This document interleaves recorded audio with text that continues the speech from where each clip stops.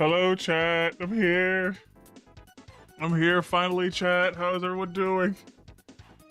How are you doing this Saturday? Thanks to Strix is here and he's ready to finally stream an hour later. Cause the stuff had to be done, unfortunately. It really sucks when things get in the way, chat. And you can't start things when you want to start it, but what matters is that I'm here. I'm here, chat. I'm here. I'm ready to play some more Tales of Phantasia and see how the OG Tales game is, because this game is pretty interesting. Whew, I'll explain more about why I was kind of late as I play the game. But yeah. But before I get into that, let me talk about since we're at the end of the week, chat. Let me talk about next week's schedule. Because I promised, because I missed essentially 2 days in a row, Wednesday and Thursday this week, that I'm gonna provide a triple Dingus discussion special. Okay, maybe not special, but I will be doing 3 Dingus discussions in a row on Tuesday, Wednesday, and Thursday. Now, don't worry if you're looking forward to like a Hat in Time gameplay. That's still happening. That portion of the stream is still happening. I'm still playing my indie game on Tuesday next week.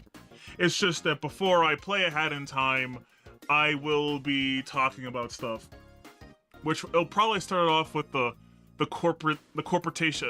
I can't think right now. I can't even speak right now, chat. The corporation suck topic that I wanted to do.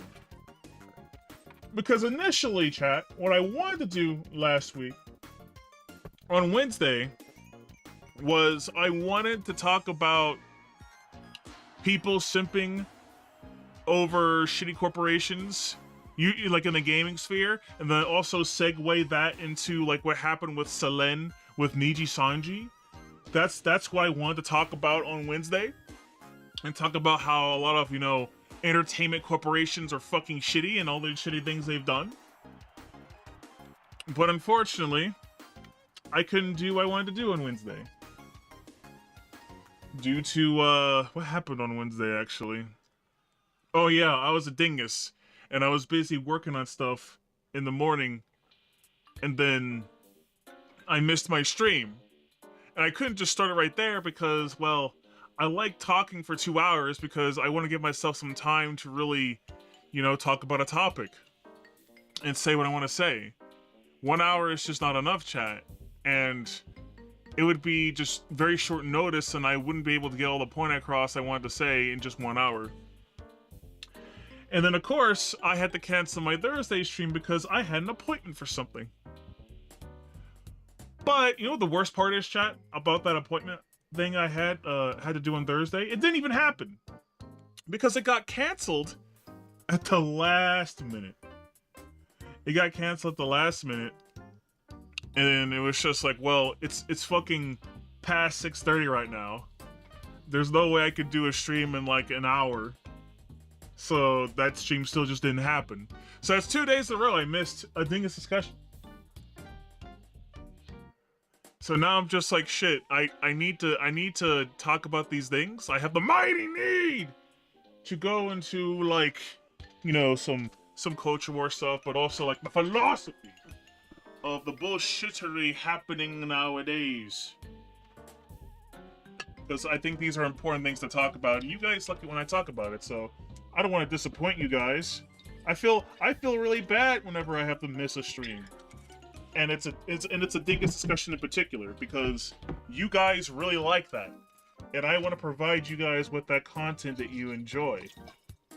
Now obviously I appreciate you guys who are here right now, who are about to watch me play, an RPG, because, I love RPGs. But, RPGs aren't necessarily for everyone. So, I'm trying to, expand what I make content out of and whatnot. Or what my content can be and stuff.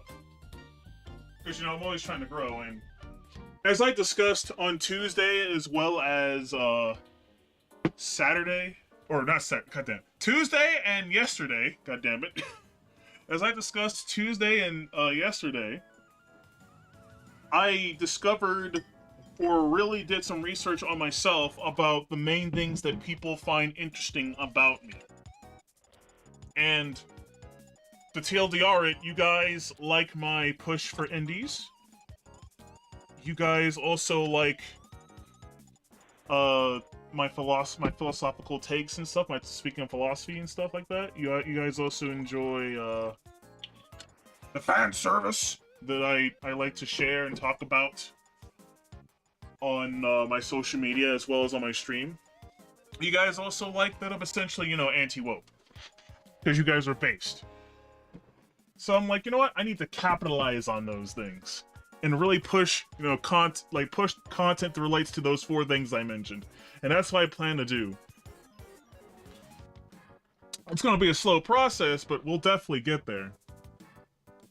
Hello there, Daimao. I know I can always rely on you to show up whenever I'm playing an RPG, because you are also an RPG enjoyer, and we're about to start soon. Sorry for being late. I had something I had to do, and I kind of stayed. Even though I finished the thing I was doing, I spent time with family, and a conversation that was supposed to be like 10 to 15 minutes. Went over an hour. So here I am, an hour late. I'll go into detail as I play the game. Speaking of which, let me get things prepared. Because we should be starting soon.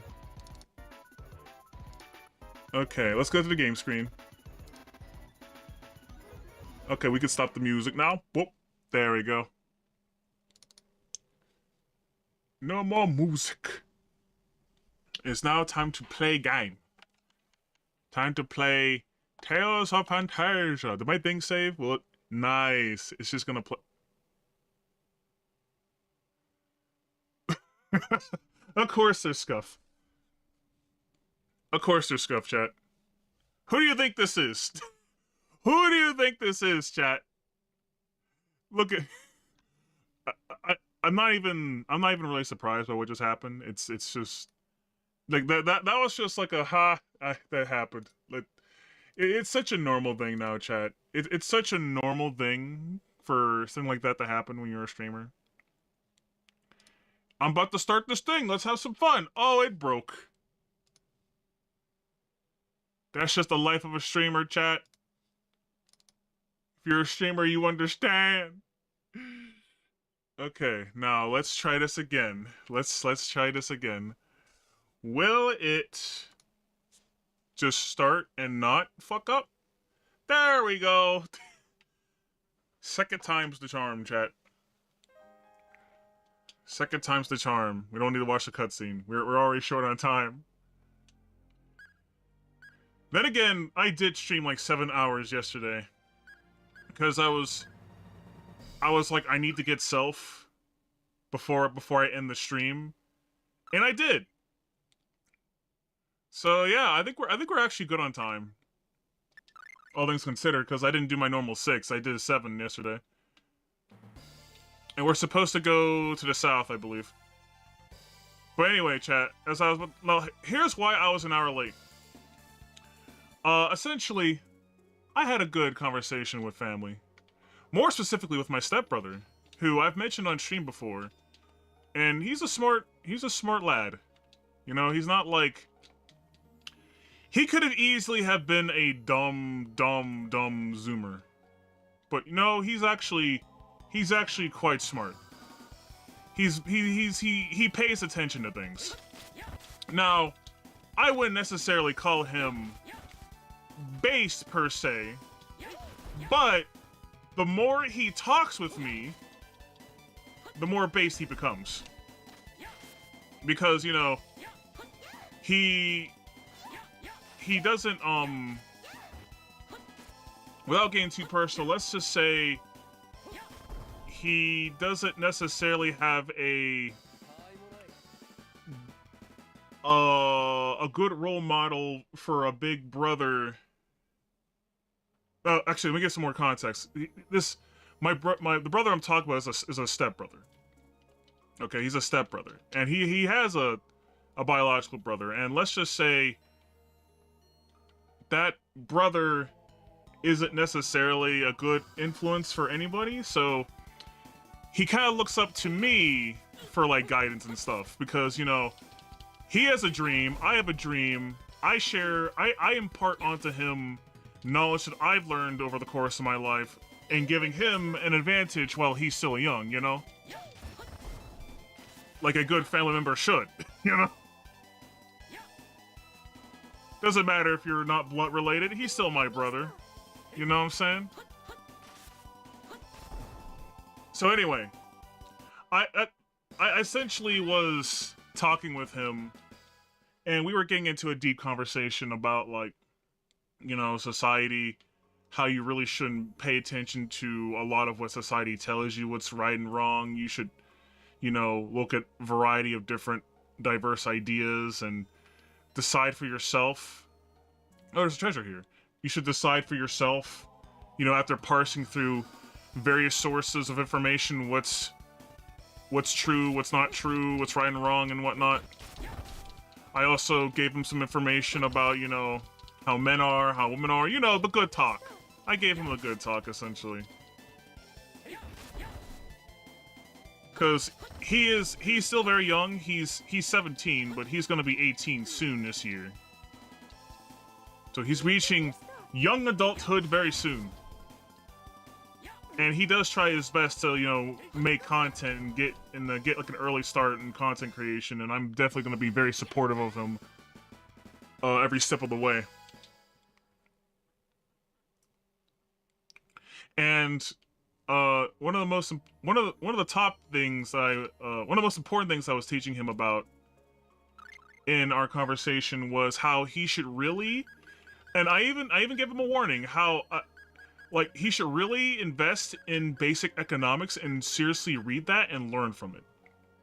Because just like a normal person, right, most people don't really understand economics extensively, and like, he kind of understands what capitalism is and what socialism is, but he doesn't truly understand it. And I kind of gave him like a short TLDR of like what's wrong with society, how we're not truly doing like capitalism, we're doing corporatism.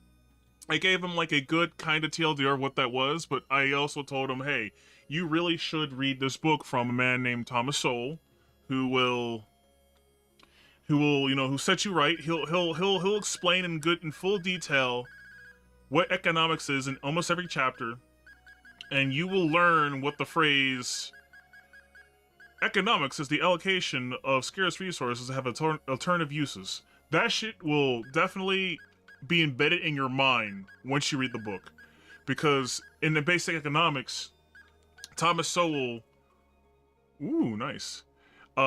Thomas Sowell will essentially make sure that line of logic, or sorry, that knowledge sticks with you, because he will repeat that line ad nauseum in every chapter in basic economics. What did he equip with? Technical ring, protect ring. Okay, everyone's good. We're good. But yeah, he wishlists basic economics on Amazon, and whenever he gets around to buying it, he'll buy it and, you know, learn from it. Because I do want the best for him. But that's essentially why I was in our late chat. I got into a good discussion with a family member, and I was helping him out, essentially. Anyway. What voice I have for Clarth? I forgot. I think I made Clarth like kinda self-important or some shit, like, might this magnificent sight be Yggdrasil, the world tree self-spoke of? I don't remember what voice I have. I'll make it up. Cause even though I think he's like the ancestor of Chester, I don't think I gave him that accent I gave Chester. I think I gave him a complete different accent. Or maybe I should mix the accents. Oi, something's happening. Oh, that doesn't work. That sounds weird. I'll just make him sound like this.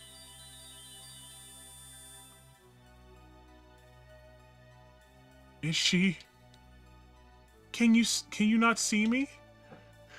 Can you not hear me? I beg you that you listen to my plea. The time of destruction is at hand. There is something I wish to be known, even if only by you. This is Mattel, right?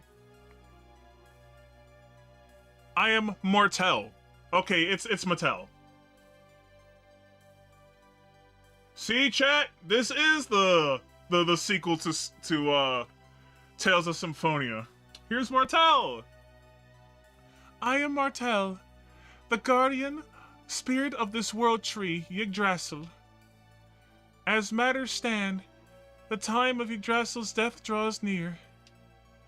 With all due respect, surely all living things must die sometime. No. World trees set down their roots at the dawn of the world's creation, and are not bound by ordinary mortality. Yggdrasil's life source, mana, is being consumed far faster than it can be replenished, and soon shall be completely exhausted. Mana is born from the tree itself. It is also the life source of spirits, and the source of magical power. Was this unknown to you? What? You can't be serious! You really want me to believe that this tree by itself supplies enough mana for all the world's spirits and magic usage? That is correct. Absolutely ludicrous! I speak no lies. When my tree was withered away, and all the spirits and magic are truly lost, then will you believe? I believe she's telling us the truth. In our world, a century from now, magic only exists in stories about the past. Nobody can use it there. This tree, I saw it with my own eyes shortly before arriving in this period. It was completely withered, showing no signs of life. Are you serious? If that's the case, Yggdrasil too relies on mana. If its supply of mana fades to exhaustion, it will surely die. However, the usage of magic alone does not consume enough to threaten the balance. So it must be something else. But what could it be? That I do not know. Only something of tremendous power is capable of drawing such vast quantities of mana. Is there nothing we can do to save the tree? We won't stand a chance against Deos without magic. And all the time I've spent researching summoning arts will have been for nothing!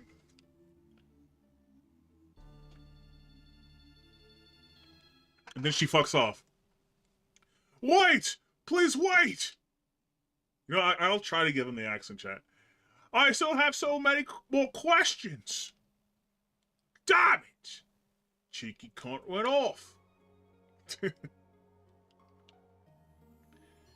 Maybe I can help. Huh?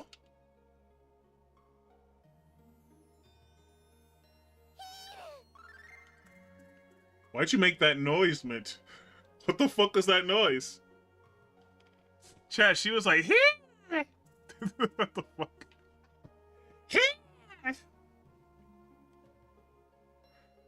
My clerical arts aren't strong enough. If only they were as powerful as my mother's. I don't even know if even those would have been enough for something like this. Damn it! This is bad! If mana disappears, magic will be out of everyone's reach! Perhaps we should defeat Deos before he travels to the future? Well, one thing's for certain. We have to eliminate whatever's sucking up the world's mana. The way things are going, history is bound to repeat itself, literally. You're right, but we don't have a single lead. So where should we start? If mana is indeed related to magic, Deos might well be the one behind this. So if we take him out, there's a good chance that they'll take care of things, yeah. But no doubt that's easier said than done.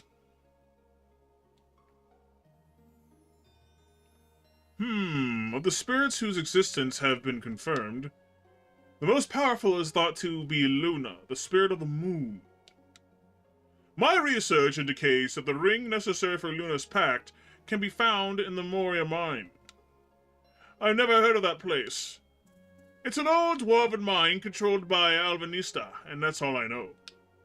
Speaking of Alvanista, that country is second to none in the world when it comes to magic research. I think going there for information would be in our best interest for now. So why don't we head for Venezia, the port town in the far north? We can catch a ship there. This decided. Next up, Venezia. Oh my god, that's some backtracking bullshit. We were literally just at Venezia the last stream by accident. And now we gotta travel north to it. The hell? Come on, game, don't do this. Don't extend playtime arbitrarily like this. Come on, game.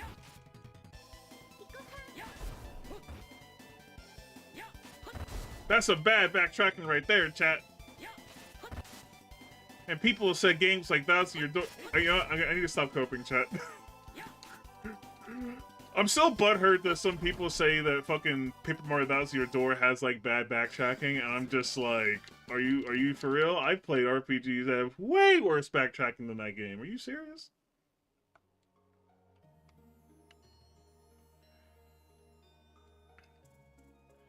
Imagine being like in the middle of the map, being told to go south, and then being told to go super north later. It's like, what the fuck? You know, like, to me, that's really bad backtracking.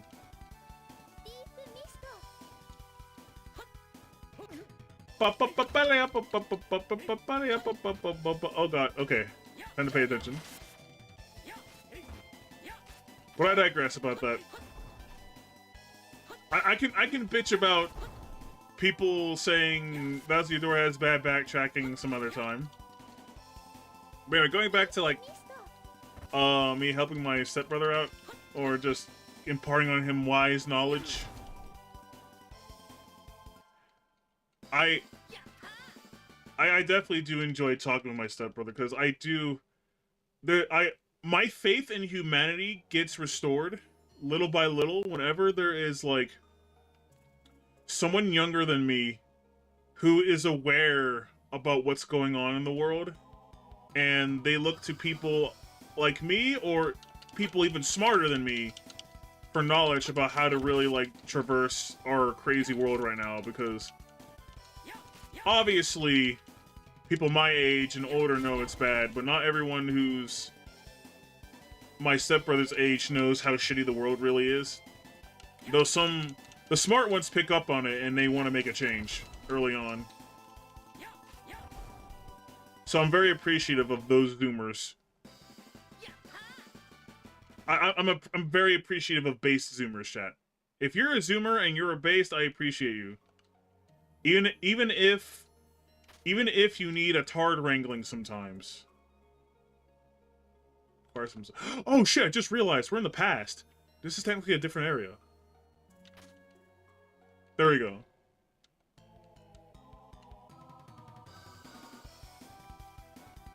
But yeah. I can't wait for next week, chat, because I'm gonna have to be a chatterbox. Because there's a lot to cover. Because, I mean, I can bitch about corporations for hours. Though I'm going to try and make it only 2 hours for Tuesday and then get to playing ahead in time. Because I don't want to use indie game time for the discussion streams, but I kind of have to, because I don't want to do it to the RPG streams, because, well, I need to beat these RPGs before I can start my alt-tech streams. Now, I spoke about this before, like, why do I have to beat these RPGs and not just, you know, skip them and just do my alt-tech streams? Well, my reasoning is this. As you guys know, I want to be a video game developer, and I think it's important for me to play games like this to learn from, see what works, see what doesn't work, so that I can eventually make my own game that I ideally want to make, which is also an RPG, you know? So it's a learning thing for me. I'm gathering info by playing these games. It's not just like I'm doing this with a purpose. It's not just, oh, I'm just playing this game on a whim. No. I am like, there's a purpose to it. I'm trying to learn. I learned from the games I'm playing about like what works, what I like in RPGs, what I don't like in RPGs, what is my ideal RPG. What other RPGs were, which may not be necessarily my ideal, but also have things I really like that I want to implement. Like that's the main reason why I'm playing all these RPGs. Besides being, you know, an RPG fan, obviously.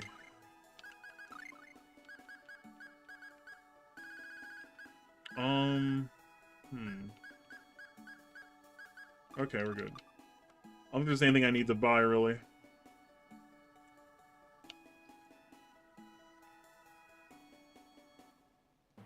Let's save.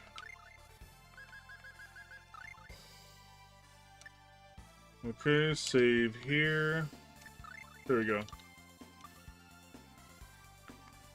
But, yeah.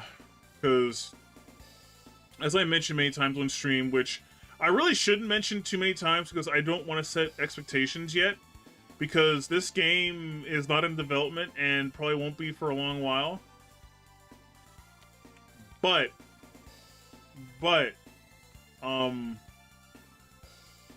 want to make my own RPG revolving around witches.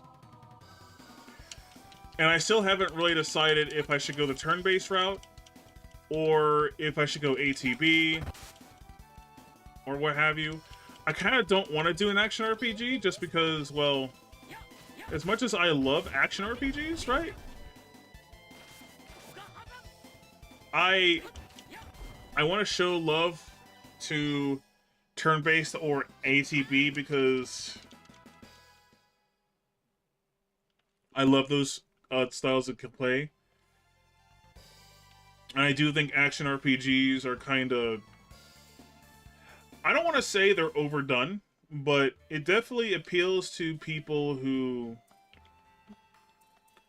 I think don't appreciate strategy as much as I would say turn-based fans do. No, I'm not gonna say that like turn-based RPGs are like, oh, this is like the intellectuals genre where you have to think about things and blah blah blah. No. There are definitely some turn-based RPGs that are very simple and don't require a lot of thinking at all. And those are usually RPGs that just have goddamn damage sponges for bosses, which I don't like.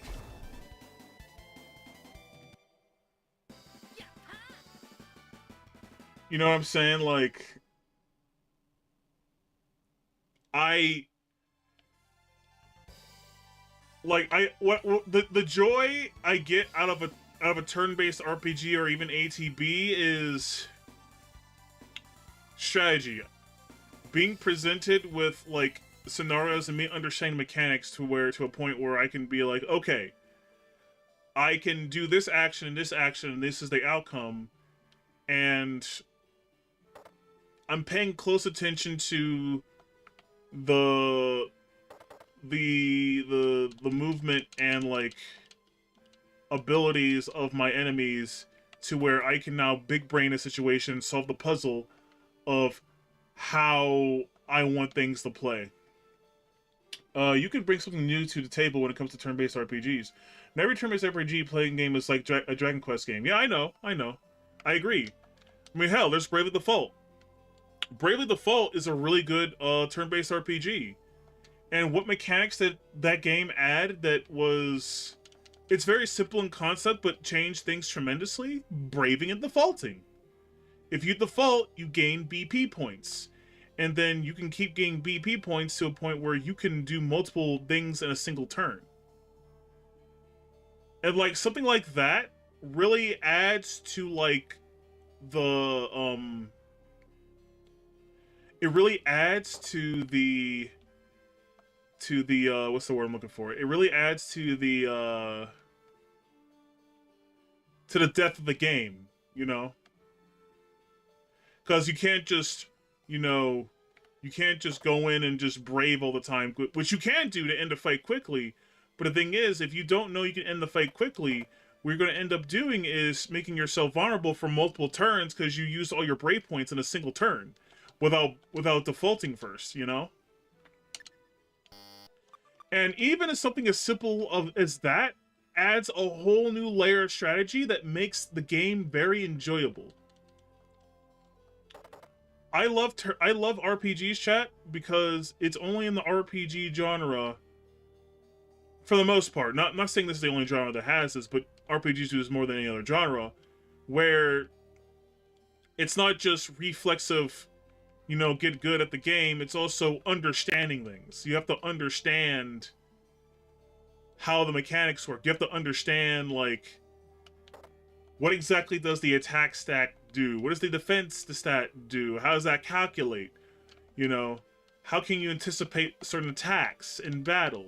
What's the puzzle that this boss is doing that you can't just keep on whacking and doing big numbers to kill? You can't just kill every boss with big numbers. There's a puzzle you have to solve.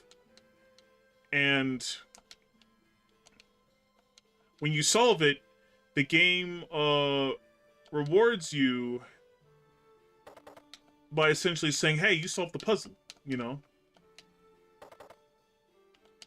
It's one of the reasons why, as much as I love Xenogears, I'm still very critical of it, because I still stand by my statement that, in my opinion, Xenogears has probably the best story in a video game.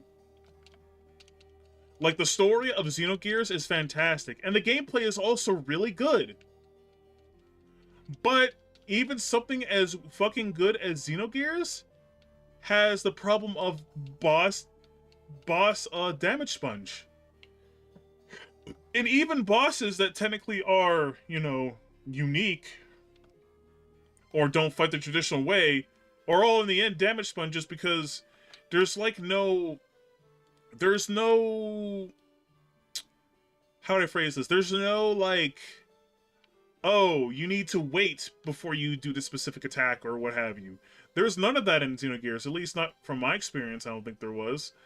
It was kind of mostly like, oh, every so other turns the boss will do this. You can't really stop the boss from doing this thing.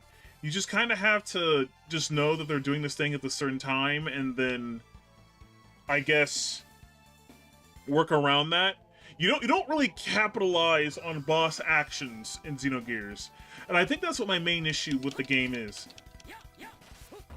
It's like one boss that comes to mind is Shakan, one of the many antagonists in Xenogears, and he has a mechanic where, like, every so many turns his gear will attach itself to this energy thing, and he will gain health.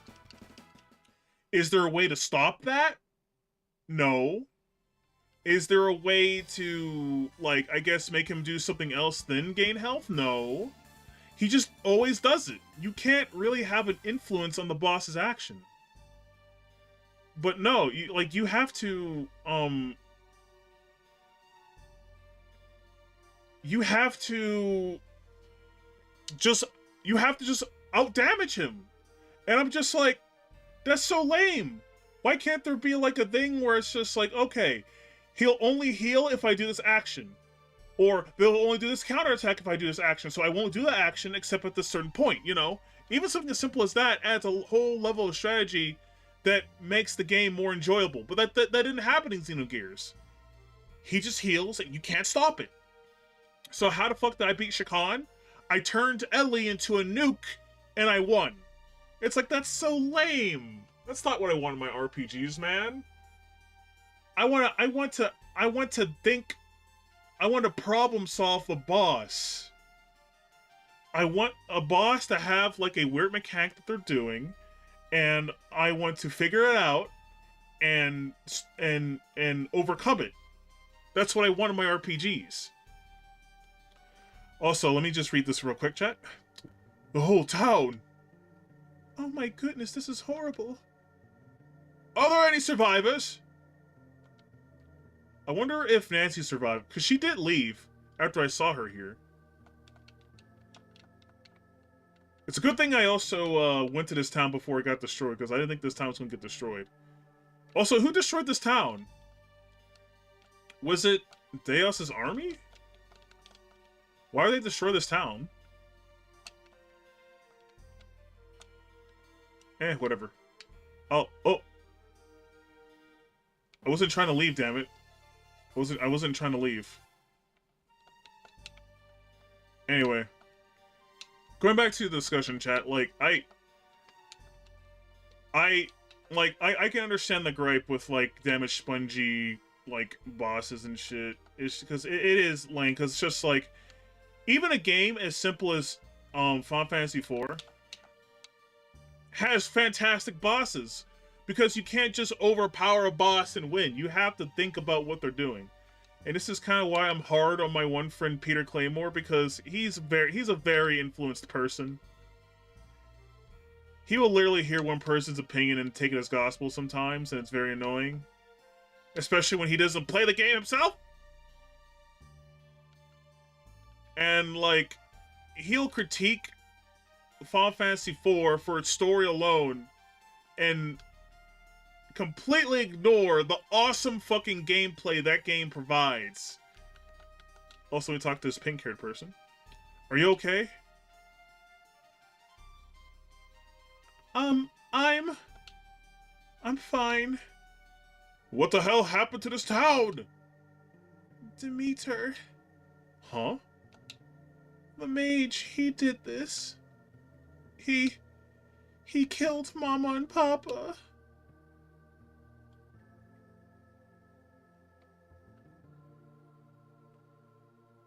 If you want revenge, I'll help you. Huh? Yes, this is horrific. But unfortunately, we have higher priorities now, right now.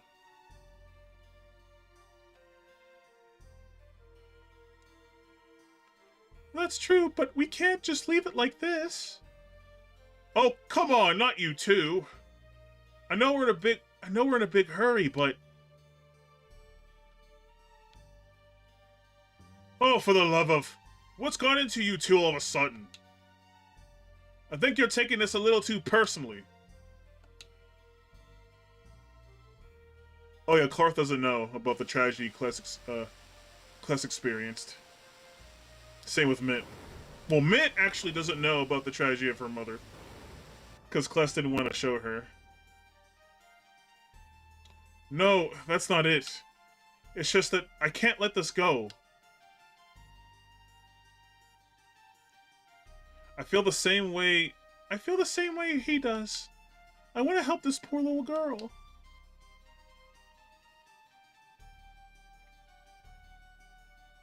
Humph. Great. Well, since the both of you seem to have chronic hero syndrome, I guess I have no choice but to play along. So, young lady, can you tell us what you know about this Demeter? If he's really a mage, this detour might actually be beneficial to us in the end. I don't know where he is, but I saw him take the northern exit of town. I see. Then we'll likely find him or something about him between here and Venezia. I should thank you all.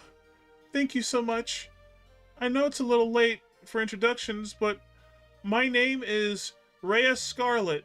Please, just character, a literal NPC. She's got a whole portrait going on. I don't know if she's gonna be non-playable for long.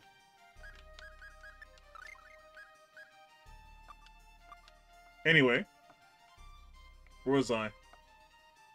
Oh yeah, exploring the dead town, but yeah.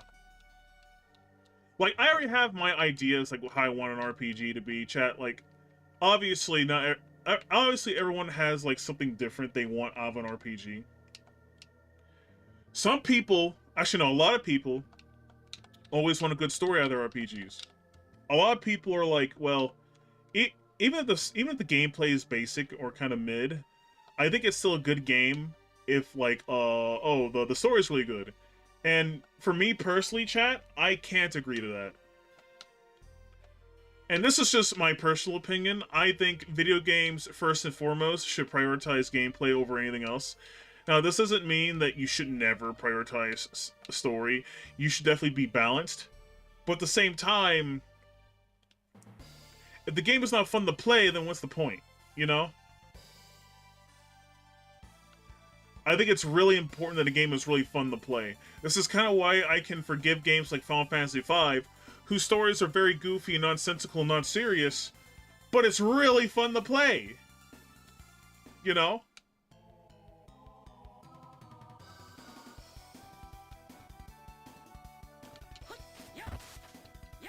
And my favorite game of all time is Paper Mario Bouncing Your Door. And one of the reasons why I love Paper Mario Bouncing Your Door, besides, you know, a lot of the story and characterization of the characters and shit, I genuinely love Action Command turn-based gameplay. And I think Bouncing Your Door really does, like, emphasize what I truly love about an RPG in terms of, like, building your character. I really like... I like building characters, and I like building their playstyles. And I also really like,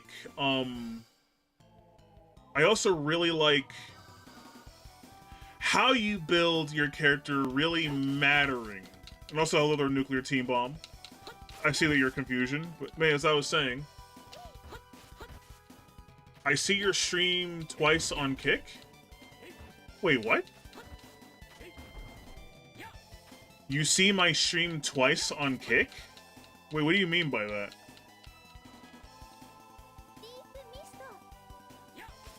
I don't know what you mean by that.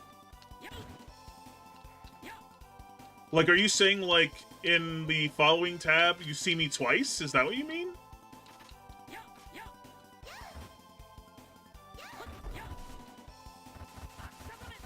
Oh. Okay. That's weird. That's I don't know what to say to that. That's a weird glitch. That's a weird glitch on Kick's part. 'Cause, I mean, right now, I'm not looking at Kick because... Well, Kick has been really weird lately.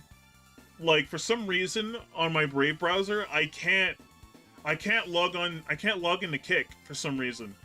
And this is a problem only affecting me. Every other person I know who uses Brave, Kick is working fine. But for me specifically, it's taking a shit. And I don't have any extensions that would ruin Kick, and I even turned off my VPN to even see if that was affecting it, and it's not. So I have no clue what the hell Kick's deal is with me using Brave. So in order for me to, like, watch anyone on Kick or set up my stream properly, I have to use ungoogled Chromium. So I have a second browser that I use as a backup if anything bad happens to Brave. And yeah, Kick works perfectly fine on Google Chromium. But, like, I don't know. This is a weird issue that Kick seems to be responsible for, because I don't know how I could be causing it, because I don't know. Like, OBS definitely can't do that. This is a website issue, I'm pretty sure.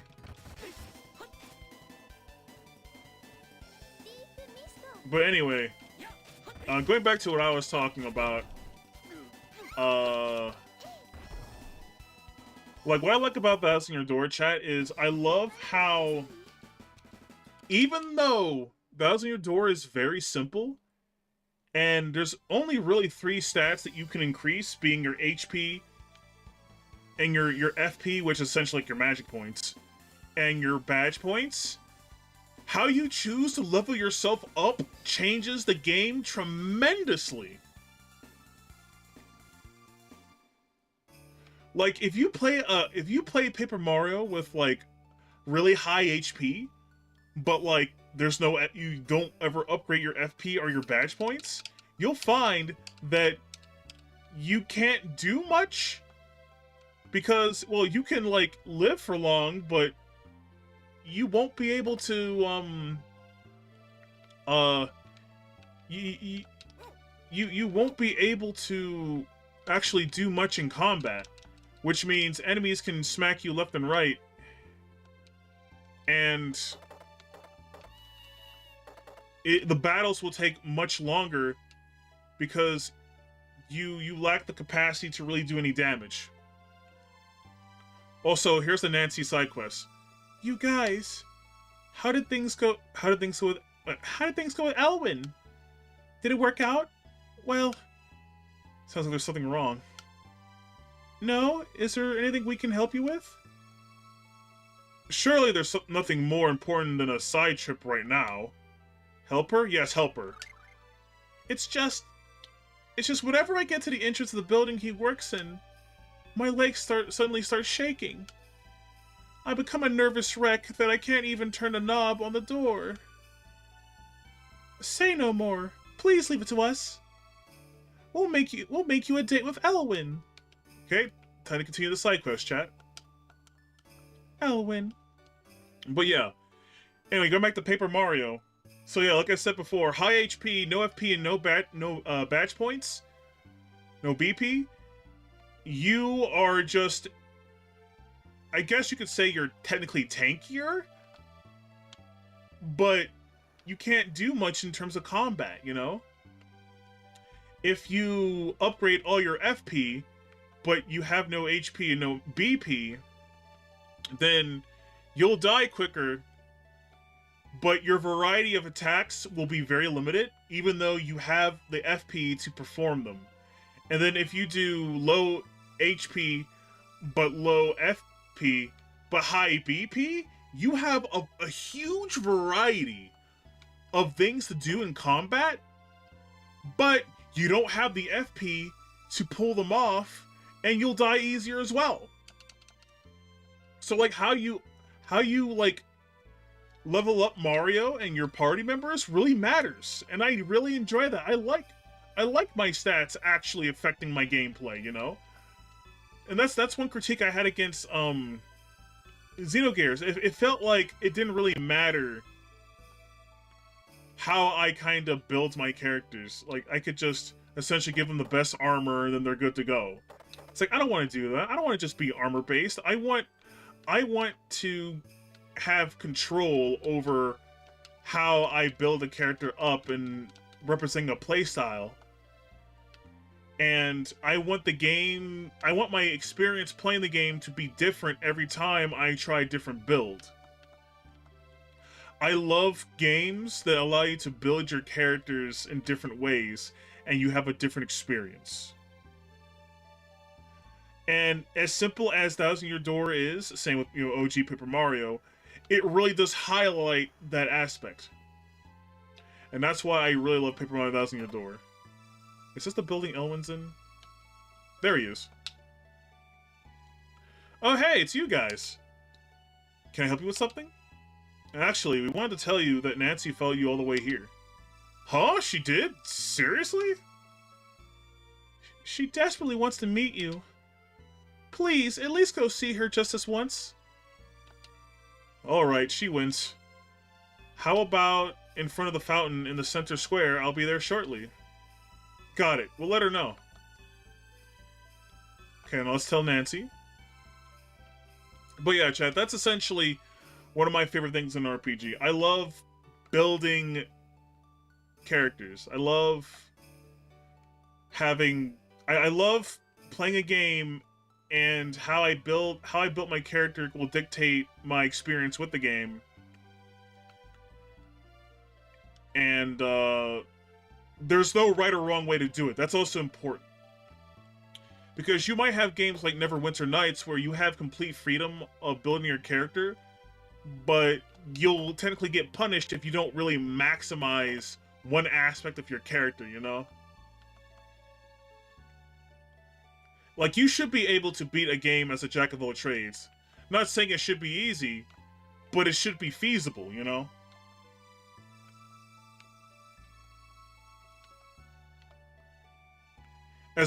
Just as how it should be feasible if you excel at this one thing but suck at this other thing, you should also be able to beat the game.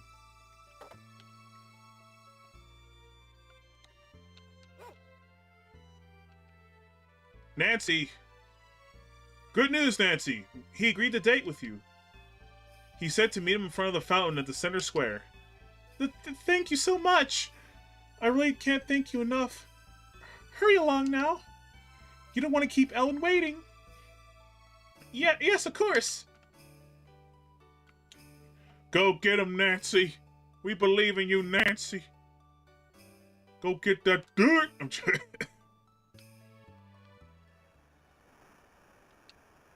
Is he really going to come? He said he'd be here shortly. Oh, hey, speak of the devil.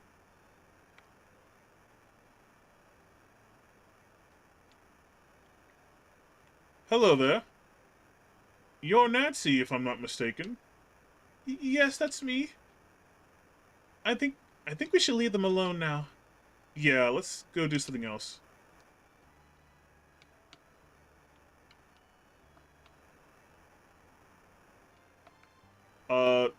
So I'm free, but can I... well, Thanks a lot, you guys. She's very lovely. I feel so silly for my hesitation earlier. Yep. Well, those guys are getting together. Who knows what might happen later on in the game.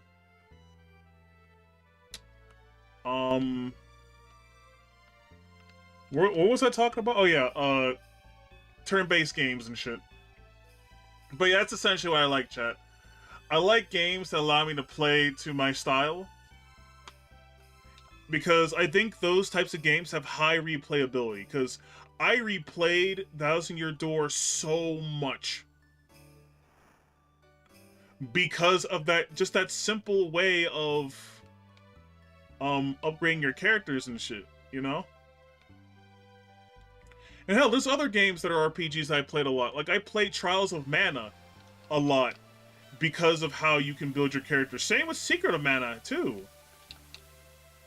Like, it doesn't have to be super complex. You just let me play the game how I want, how I want to play it, but also let the player know that there's other ways you can play the game that are also just as fun that you can explore. Because I do think that one aspect about role-playing games that's very important besides just, you know, a really good story and like having a good team composition, if it's like a party-based RPG, is customization. I think customizing characters via how they play is one of the most integral parts of an RPG. Because just like in D&D, well, yes, you can just play to your strength as a fighter or a monk or a mage, but you don't have to. You can essentially choose what kind of spells you want to learn as a wizard for whatever role-playing reasons there are. You can be a warrior who excels at like, you know, maneuvering and shit, but you could also be a warrior who might know a little bit of magic. You can also multi-class. You might not necessarily be the best at that class, but you can provide some versatility that can benefit the party, you know? Like, I love having options in RPGs. And hell, even if the options are just, you know, A, B, and C, if I can play with those options a lot, and be like, okay, so A, B, B, C, C, D, D, or whatever, then that's unique in itself. And I kind of want to express that in my, Witch game. Excuse me, Captain, when is the ship leaving? Bah, I know some of that. Okay, I think we read this before. He won't leave because of Deos. Wait a minute, that captain wasn't there before. The one on the left. Let's talk to him. If we can. Actually, how did I get on that ship before? What the fuck? I got over there before. Hold on. Where was I? I was with the... Oh yeah, so my witch game, right? I'm playing with the idea of kinda in the same vein as Thousand Year Door, where you have like these 3 things you're leveling up. I'm expanding the number to like maybe 7. There's like 7 aspects of your main characters you can increase, and you can essentially have every witch adhere to that specific stat that you want them to focus on. You know? It's kind of a combination of like Thousand Year Door's way of leveling up, but it also takes some inspiration from like, I would say, you know, how skill trees are in RPGs, you know? Or you can go into this branch, or you can go into that branch, because I do like skill trees. I think skill trees are a great way to level up your characters in RPGs, because it's not like, because in a basic playthrough, it's not like you're going to have the character excel 100% in every aspect of the skill tree. What's probably going to happen is you're going to pick certain branches and master only those branches and probably ignore the others.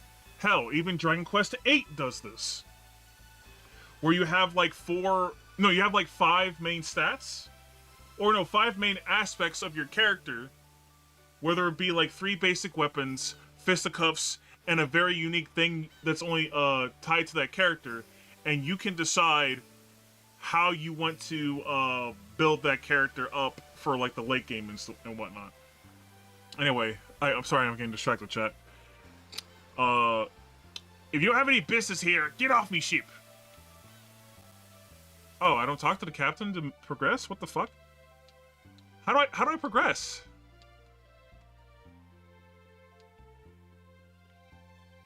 I'm gonna have to figure out how to progress. Actually, wait a minute. Hold on. Let me leave the town. We might need some skits to help us. Oh, they're gone. Elwyn and Nancy are gone. Are they getting it on the end? Nope. Where'd they go? They're just straight up gone. Shit. Are they in here?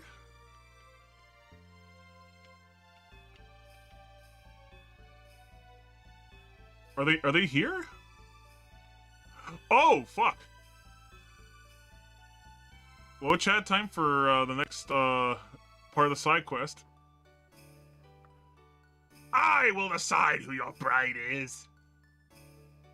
And I decided you're not going to marry some bumpkin girl like that. Who are you to tell me who I can marry? It's what's best for you, so do as I say. I'm not your slave. Nancy! A girl like that isn't for you. Get over yourself. Don't get cheeky with me. Elwyn! That foolish kid. What are vagrants like you doing in my office? You can't just stroll around like you own the place. Get out!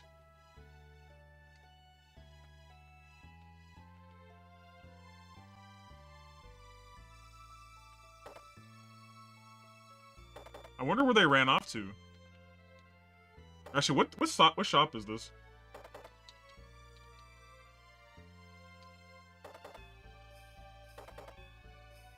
Oh, it's the same. Okay, it's the same place, just different doors. That does confuse me sometimes in this game, where there's like multiple entrances to a same place.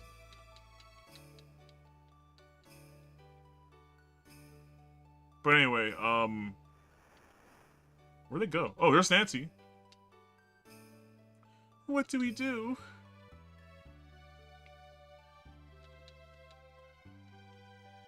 Okay, well, where's Nancy? Where's Elwyn? Where did Elwyn go? I want to see this story play out, damn it.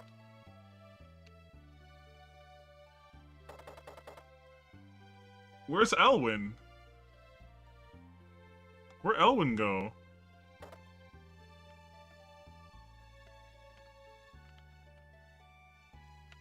Elwyn's just gone, bro. Cause she's hanging by the bridge. She wouldn't be too hard. She wouldn't be too difficult to find. Whatever. I'll probably find them eventually. But anyway. But yeah, chat. Going back to like my game real quick.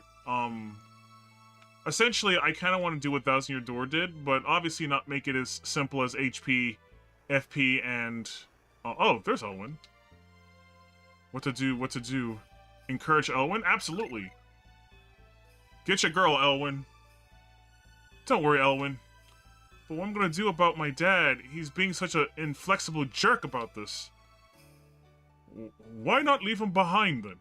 Hop on a boat, go somewhere far away with her. He'll never find you. Please Karth, you shouldn't tell someone to do something as irrational as that.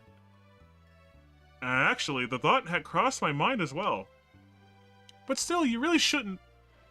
It's probably the only way we'll be able to live happily, though. I'm sure it'll be tough at first, but the two of us will be fine if we have each other. Yeah, get her, Elwyn. Well, I think they'll get out of this mess just fine. You really sure of that? True love between a man and woman knows no bounds.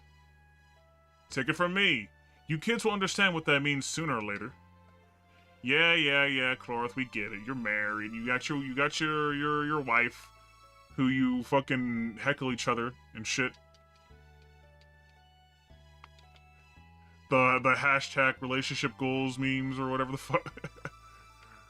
But where was I? Yeah, so essentially, I kind of want to be a little bit more, I'm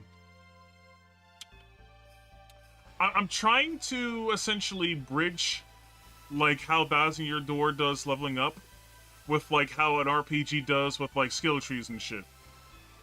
So I guess you could say it's kind of similar to how Dragon Quest VIII does it, where you have, like, these 5 things about the character that you can level up. And it's gonna be, like, similar to that. But it's gonna be 7. Because I'm basing, these, like, stats off, like, the 7 chakras, which is part of, like, Hindu, philosophy and religion and shit.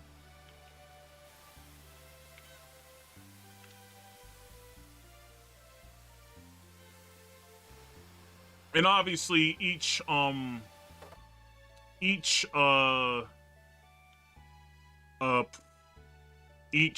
like, chakra thing will affect a stat. Like, this will affect the HP stat, but will also get you these abilities. You know, kind of like that. Like, it's not just going to be you get more HP for increasing this one stat. You're going to get, like, new abilities based on you having high amounts of HP. You're going to get, you know, a new ability based on having, you know, a high amount of magic power or whatever. You're going to gain abilities in this aspect and be able to perform these mechanics and blah, blah, blah, blah, blah. That's essentially the idea. That's the TLDR of what I'm trying to go for, you know? I'm trying to be a little bit, like, different, but also taking influence from RPGs I've played. And I'm also trying to make sure that my game sticks out, and with the way how I'm trying to implement this system is definitely gonna stick out compared to other RPGs. While it might not necessarily be, like, completely original, because, well, most things are never completely original, it's definitely gonna be implemented in a way that you don't see often. And that's kind of what I'm going for. I'm trying to make, for me, an ideal kind of RPG that emphasizes, you know, customizing your characters to fit a situation, however you want to build them. And I'm also trying to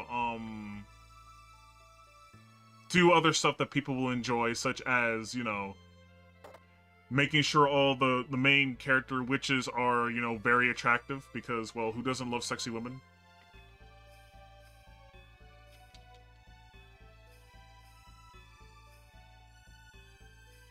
Because, chat, when you make art, chat,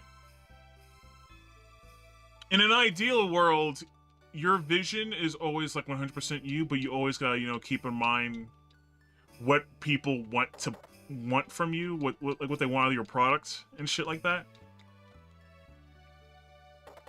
Now, the thing is, the way how the artist and the customer can come together is when the customer and the artist want the same thing, essentially. So, like, even if people might not necessarily give a shit about, like,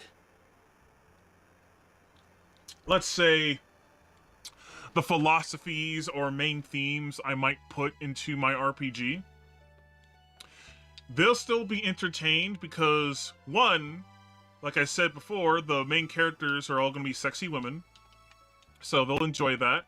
The gameplay will be fun to play. There's also going to be some comedic moments too in the game, but also some nice story that's also kind of serious too, you know. And you'll definitely enjoy it as entertainment, and that's the thing. I'm gonna put my ideas out there that will definitely be apparent when you play it, but I won't like. One thing you should never do, Chad, is talk down to people. I'm not here to make entertainment to talk down to people.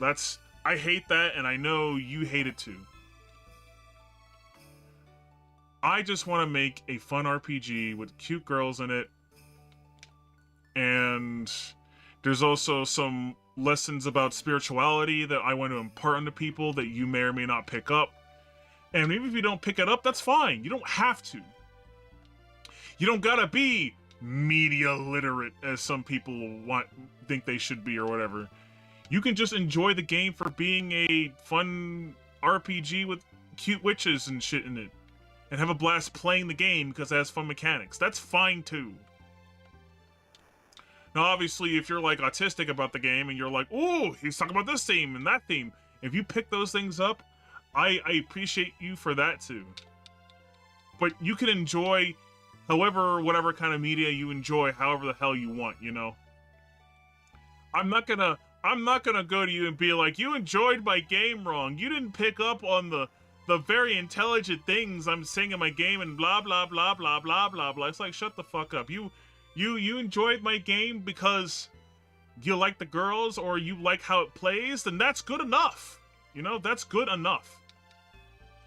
There's nothing wrong with that. And I think we should stop shaming people for not really understanding, you know, the larger picture. Because not everyone has... I don't want to be... Now, this might make me sound pretentious, but I don't think a lot of people have the capacity to really give a fuck about anything that's, you know, truly, like, artful in art itself. Because by the end of the day, the people who will get it, and the people who don't get it, won't get it. Because I can't make people just get it. Whether people get it or not is up to them. But by the end of the day, I'm getting their money. So it's just like, if my game turns out to be a success, whether or not you get it or don't get it is completely up to you as an individual.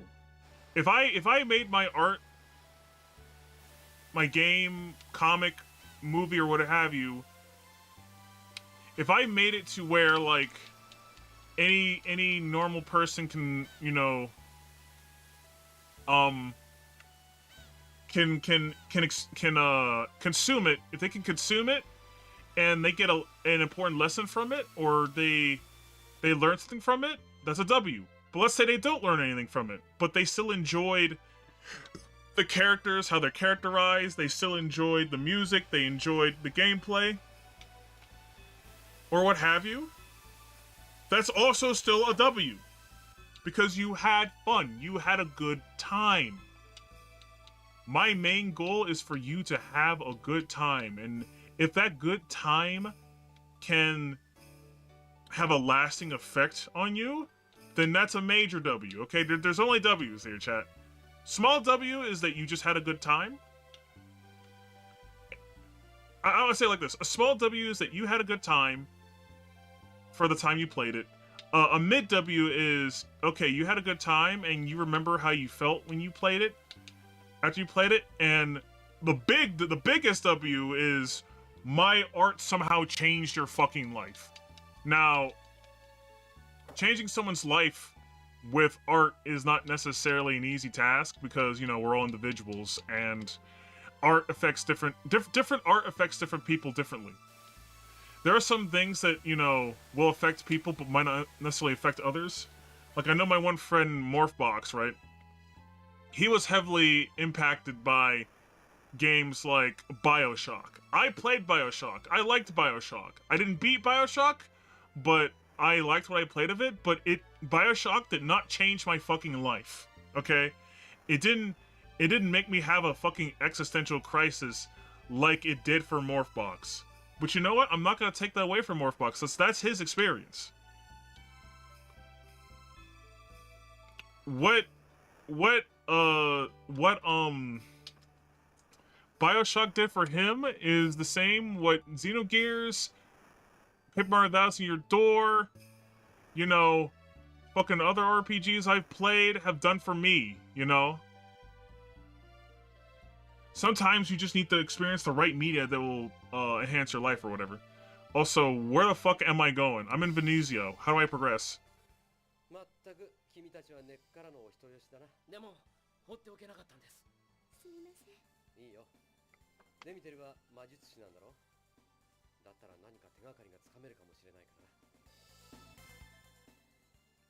Give me hints, game.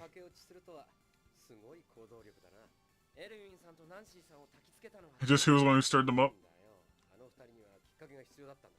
I do like Clarth. Clarth is the dude, chat. This is how things work between men and women. How would you know? Hey, don't doubt your elders. You'll too soon, I mean soon enough.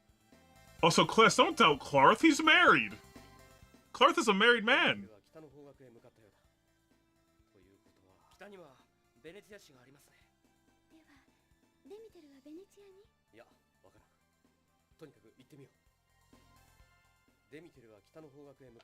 Okay. That's all we got. But yeah, Kless. Clarth is a married man. He has a wife. Sure, they heckle the fuck out of each other, but that's just how the relationship is. Also, what the fuck do I do next? I don't talk to the captains to sail somewhere. Who the hell do I talk to? Hold on, chat. I gotta focus on the game now, because I'm genuinely stumped now. Because we talked to the pirate captains. Or not pirates, but you know what I mean. We talked to the ship captains, and we can't get on a voyage anywhere. We have to get to the north of Venezia. Do we talk to, like, the mayor or something? We don't talk to her.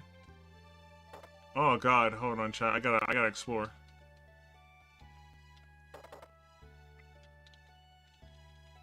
I started talking to NPCs.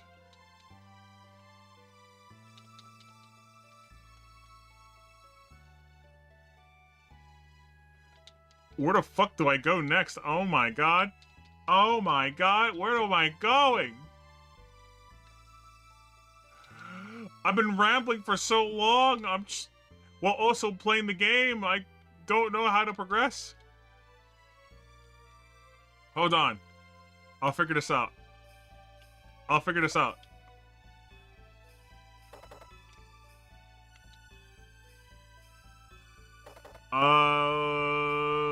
Where am I going? No! Where am I going? What's in here?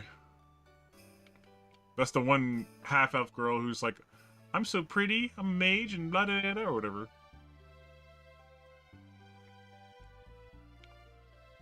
We're running all over the place, chat.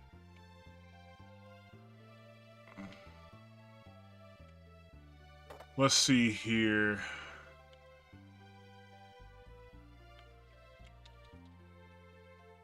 Oh, okay. Demeter. He looked like a man who possessed on the night he left.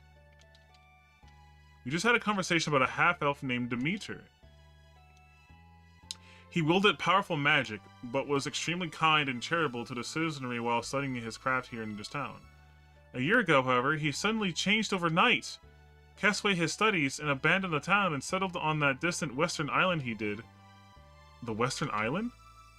Way out there, huh? Well, forget about swimming. Let's go ask him for a ride to the port, shall we? There has to be someone that where we can convince by flashing a few coins in their face. Oh, now we can access the ship. Okay, game. We had to talk to the right NPC to get information that we need a goddamn boat.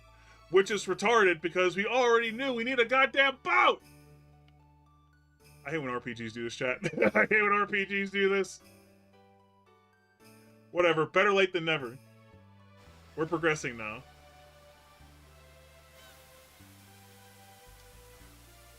Okay, do we... Get out of my way, you fucker.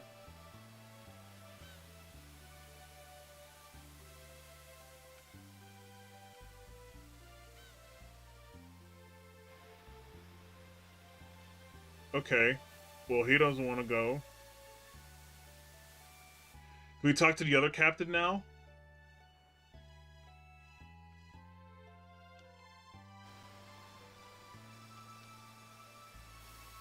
Wait, want something? You drive your business, got my ship. Sir, we just wanted passage somewhere. Oh, customers! Arrgh, forgive me insolence. Yeah, we're trying to find a ride to the Western Island. Can you give us a lift? You serious? The creepy island the meats are supposedly moved to? Well then. One-way fare, including shipping and insurance, is 200 gold per person.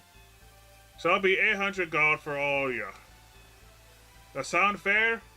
Yeah, sure, it's 800 gold. Set sail! And we're off, chats! We're off to the Western Island!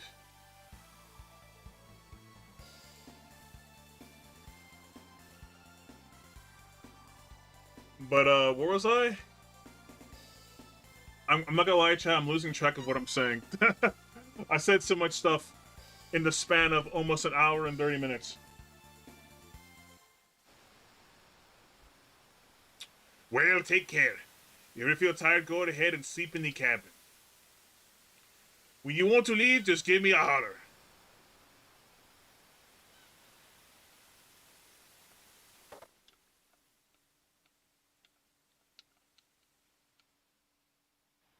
Something would be nice. Something to do would be nice. All this weighing is getting to me. You have a bar! You have a bar here, good sir. Go fucking drink with your mates. And party. Easy, let's just take it easy. Yo, I want to buy something? Oh, he's a vendor. Let's buy some she-weed. Buying some she-weed. We got Rife bottles. We got apple jars. There we go. That's all we need.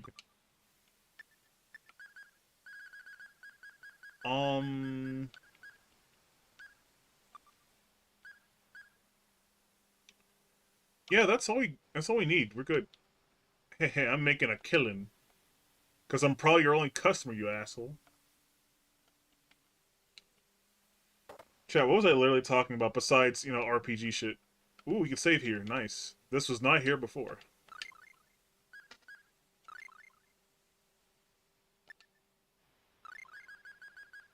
We'll make another save here, because we can. And we'll make a save here.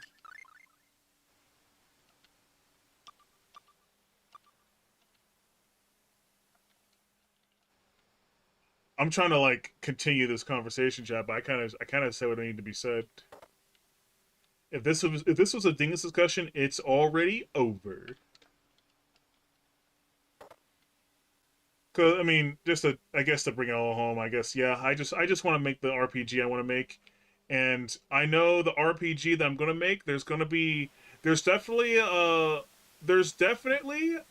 audience for the RPG I want to make. Which I guess you could say the audience is people who not only like RPGs but might like occult stuff. Because you know it's witches, but there's also some other occult things in the game that's gonna be, you know, emphasized and addressed and shit. So yeah, and that game won't exist until probably goddamn near 10 years later. Or who knows, it might happen earlier, or maybe even later than that, I don't know. Only time will tell, chat. I haven't started development on any game yet, and I'm really trying to get to doing that later this year, because I'm just kind of just meaninglessly doing stuff in Godot, and I'm a man of purpose, chat.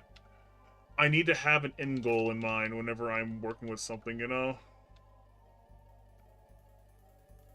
Oh, so are we not Haunted House? What the fuck is this? So this is it, huh? Quite a place the meteors got here. Now, why did he attack Harmel? To demonstrate his power, I think. That's the same reason he killed his master. Even his own master? How awful. Yeah, my papa, and then he got mama. That sick son of a... I'm not nice enough to let a heartless bastard like that run free. We have to find him fast.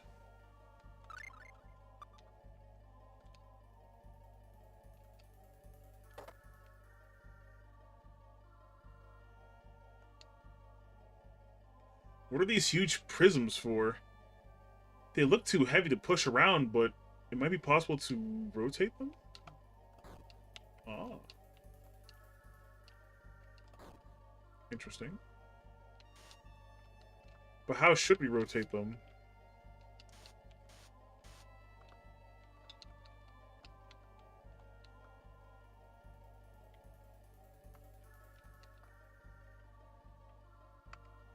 Let's explore the haunted house, chat.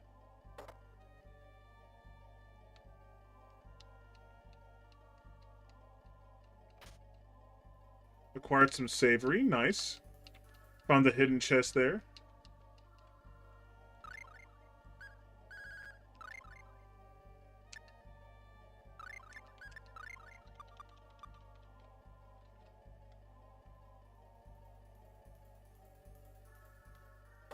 Chat, now my brain is entering poo brain mode. Where now, like, my brain is trying to search for something to talk about, but I got nothing. I'm just going to enjoy the game now, because I got nothing. I kind of said what I need to say.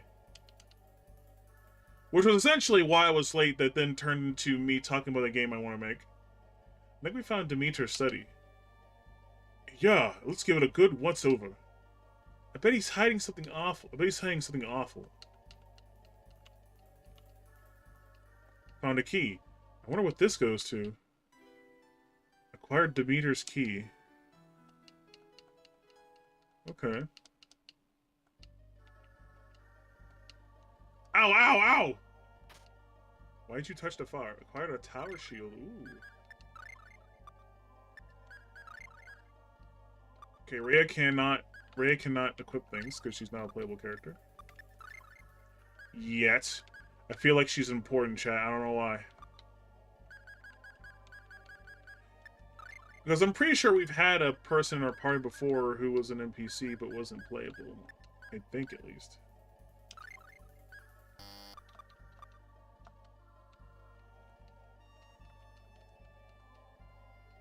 Mana generation. Read it? Sure. Everyone who uses magic knows that mana is born from Yggdrasil, the world tree. However, in human society, knowledge of this fact is an exception, not the rule. Wait, shit. I mean to do that. What's this? How elves use magic? Read it. The elven village has no kindling. It is unnecessary. The elves use magic to make fire. The elven village has no ice house. It is unnecessary. The elves use magic to make ice. The elven village has no shovels. It's unnecessary. The elves use magic to dig up the ground. Elf village has no fans. They use wind. And okay, that was weird dialogue.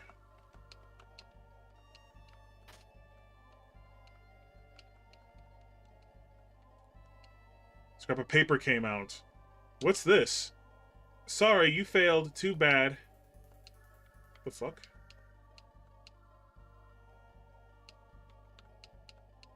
That was weird. An elf's view on life. Read it? In the beginning, only elves were able to weave mana. It was a skill that should have belonged to elves. When those with diluted elven blood appeared, half-elves, as they came to be known, the world began its descent into chaos. Oh my god, chat. Oh my god. See, chat, this game is a sequel to Symphonia. Because just like in Symphonia, the half-elves were causing trouble.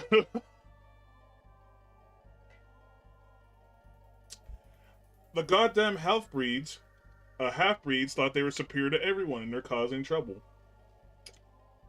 Just as soon as the elves and humans started fucking, that's when shit went awry. I'm joking. Which, in the humans' defense, elves are mostly just for breeding purposes. So it's just like... they couldn't help but make babies with them, you know? Magic is intended to be a tool used to sustain daily life. However, the half-elves began using it not only for that, but to commit murder. Certainly, magic has the power to even make a star fall upon the world. However, long ago, our elven ancestors sealed away many of the most powerful spells. I pray such spells will never be necessary in this world. Where's the elven village? The elves rise with the sun every morning. The men head into the woods to hunt, while the women tend to the vegetable gardens after finishing domestic chores.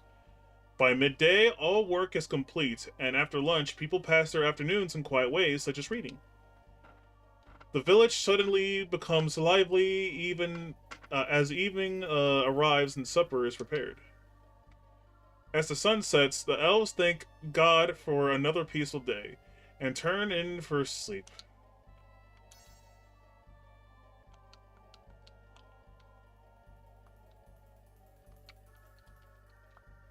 Okay, I think we got everything we can get out of this room.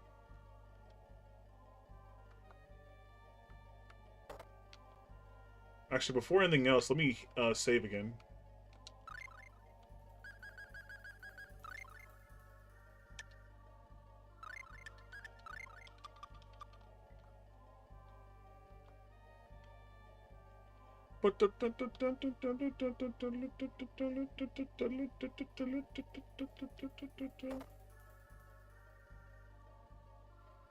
Oh boy, this place looks like an area filled with a bunch of traps.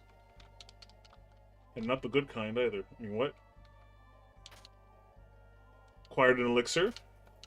Acquired gold, okay. Apple gel, can't hold anymore though. Savory. Apple gel and verbena. Okay, so what's savory again? What does savory do?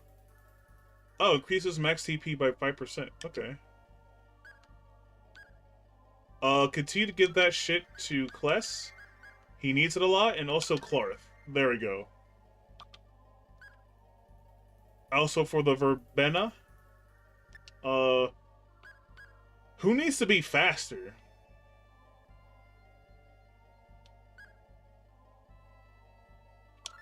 I guess Mint should be a little bit faster. I like fast healers in RPGs, chat. And if you wanna kind of, I wouldn't say this would break your game, whatever RPG you're playing, but I think healers that are quick are highly valuable, in my opinion. If you have a fast healer, that's a good character.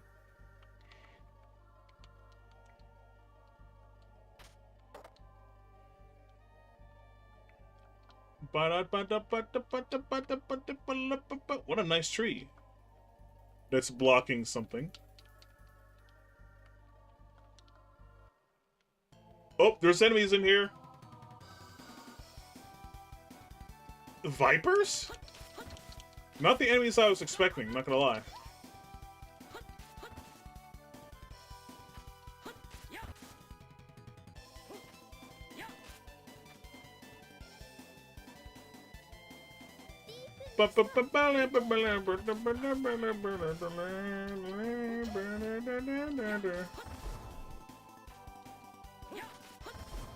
Hiya!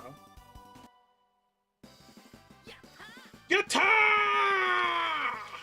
We won! I don't know. Well, there's a lonely rock there.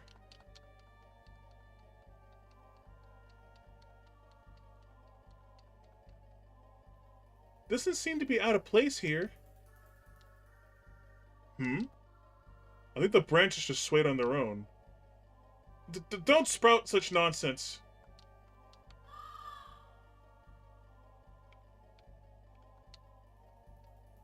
Well, would you look at that?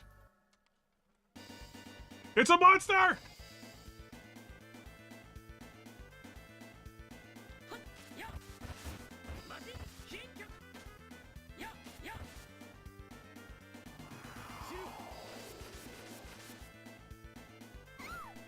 Holy shit!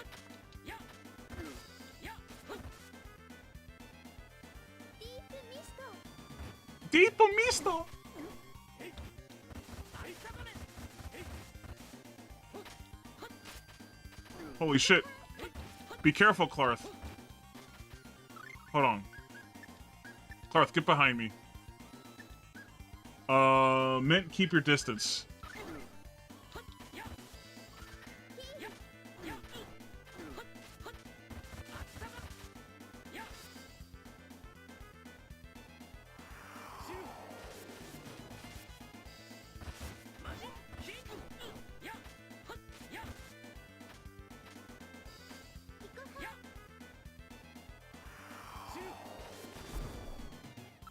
Okay, so Mint. This is not super necessary, but charge up Quest.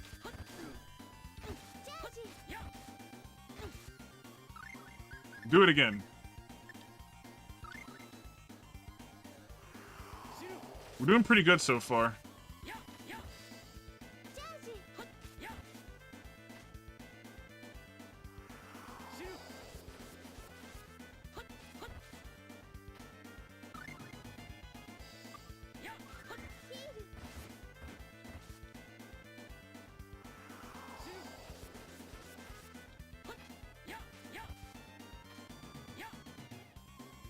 Hold on, we're almost there.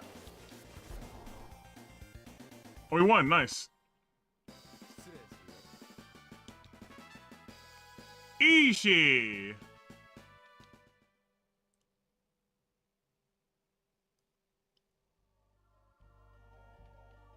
And here we go. Okay. Let's also cook. Okay, what are we cooking, chat? What are we cooking? Cheeseburger.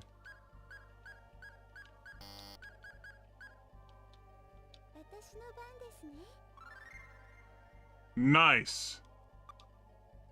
We got a tasty cheeseburger. Oh, it opened the door here? Wait, what?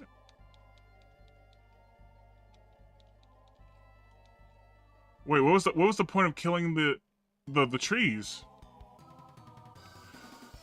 Oh, wait, I know what happened. The trees were blocking the sunlight for the other room. Okay, I get it now. We gotta go back to the other room.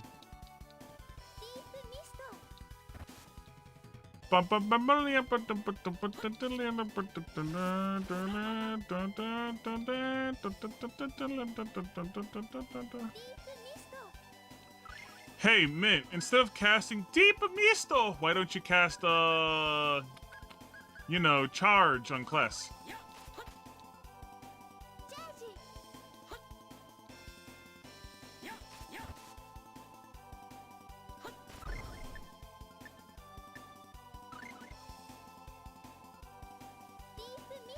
Deep Misto!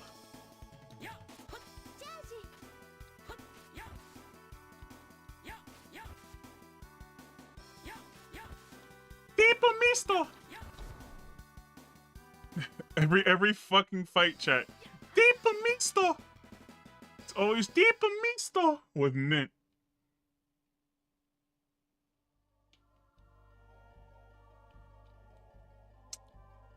Deep Misto! Aha, here we go. Now it's time to solve a puzzle, chat. Which... Isn't it already solved? What are we trying to shine the light on? Now, obviously, we need to shine the light on the orbs. But the orbs were already lit up. So what else is there to shine on? Just the orbs themselves? That's kind of weird, considering that we were able to do it without... I don't know. That's a weird... It's an easy puzzle, but I don't know. I think that how it's conveyed to you is weird. But whatever.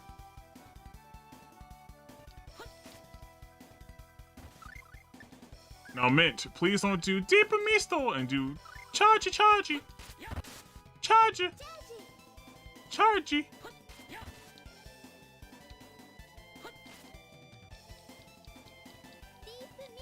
Deep Misto.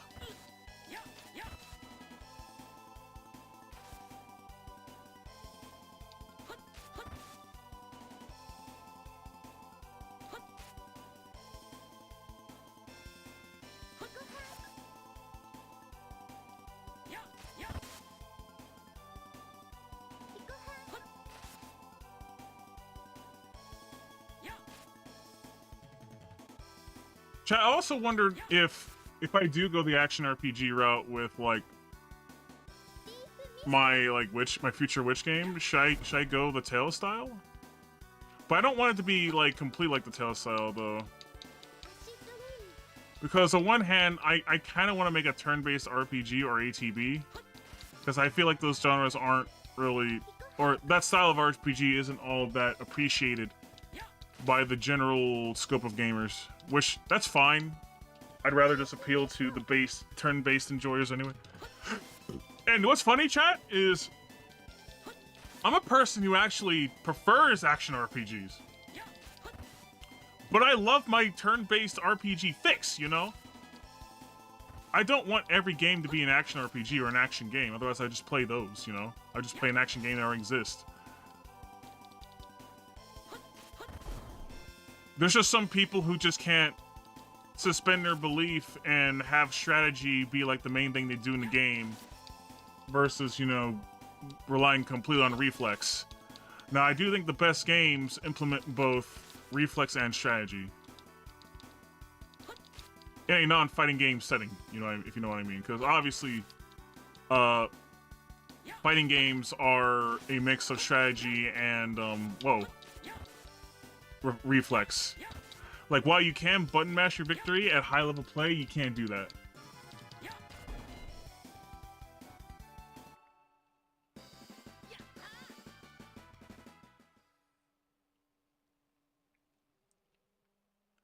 And I guess the thing I want for like my future RPG is I want the player to feel like a fucking big brain whenever they solve something, you know? Or they figure something out. And the thing they figure out, right? Obviously for a boss fight, there's like a set thing you're supposed to kind of do.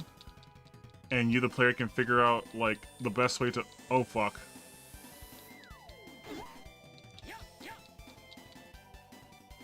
Hold on. I gotta take him seriously real quick.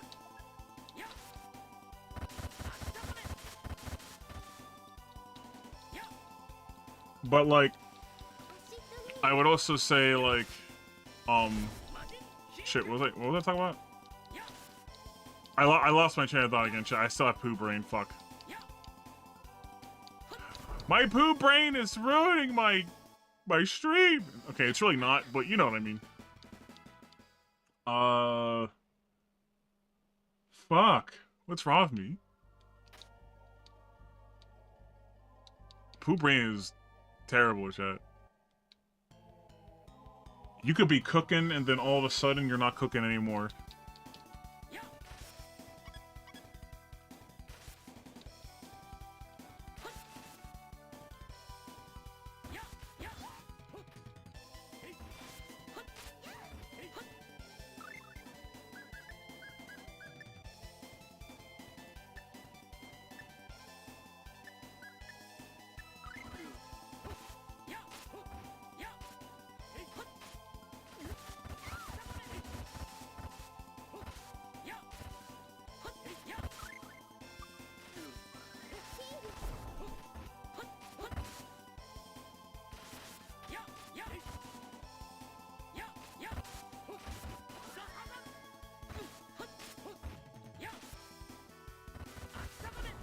Oh fuck, I don't remember what I was talking about. This is bothering me, chat.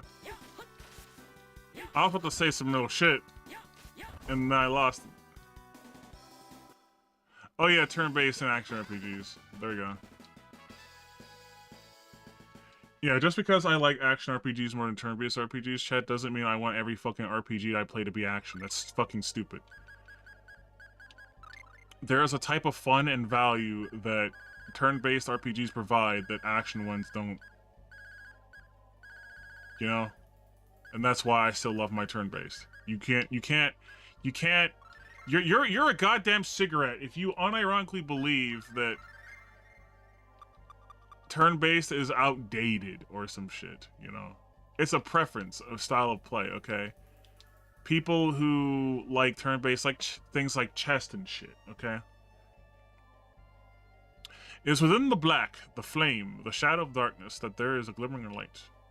Okay. But some people just don't understand it. They think that The only true immersive way to have fun is to have things be real time all the time, which is not true in the slightest.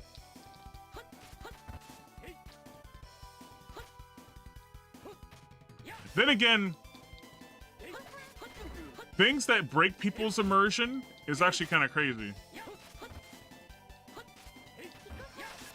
Now I'm kind of thinking about like how my one friend Morphbox says, well, he can't play as a female character in a video game because he can't immerse himself, but yet he'll play a female character in a D&D campaign, and that hurts my brain.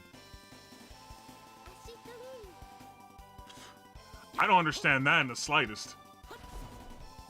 Like, I can kind of get like, oh, I can't immerse myself as a character of the opposite sex. That's fine, but then don't play a goddamn female in a goddamn D&D session. Then now your position's weird. So you can immerse yourself as another character who's your sex, but you can immerse yourself. No, you can't immerse yourself if it was a female, but you can immerse yourself in a game of make-believe where you can choose what the fuck you want to be, but you chose to be female, but that's fine in D&D, but not fine in a video game? I don't understand that. That's weird. Be consistent is all I'm asking. Also, hello there, MK. Can you imagine if they tried to reboot chess for modern audiences? That should be a comic skit someone does. I've seen art, like fan art. Well, I don't know if you call it fan art, but essentially, you know, people depicting like the queen as like a really buff lady that's like a boss babe, and the king's like very weak and shit because, you know, the king can't really do much, but you know, you still lose the game, the king dies. But like the queen is like a warrior babe or some shit. Which can be fine if you're just going for warrior babe, but if you're going for boss babe, then it becomes cringe.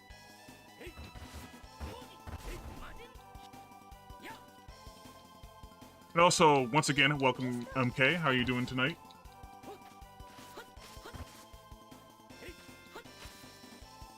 Kings are surprisingly powerful once the queens are off the board. That's true.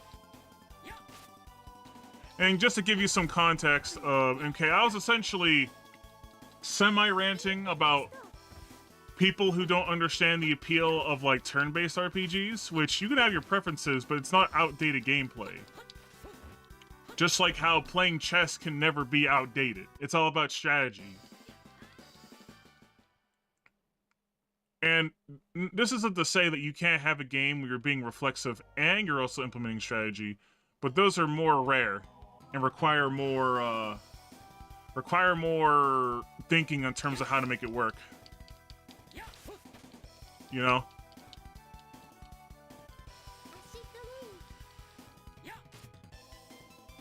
And even though I'm a person who likes action RPGs more, I still love playing turn-based RPGs because I need that turn-based itch, you know? Because there's enjoyment that turn-based games provide that action games don't. That's why turn-based games still need to exist. Because it appeals to people like me who like to take a step back and really think about what's going on. Ooh, Cleston get caught, let's go.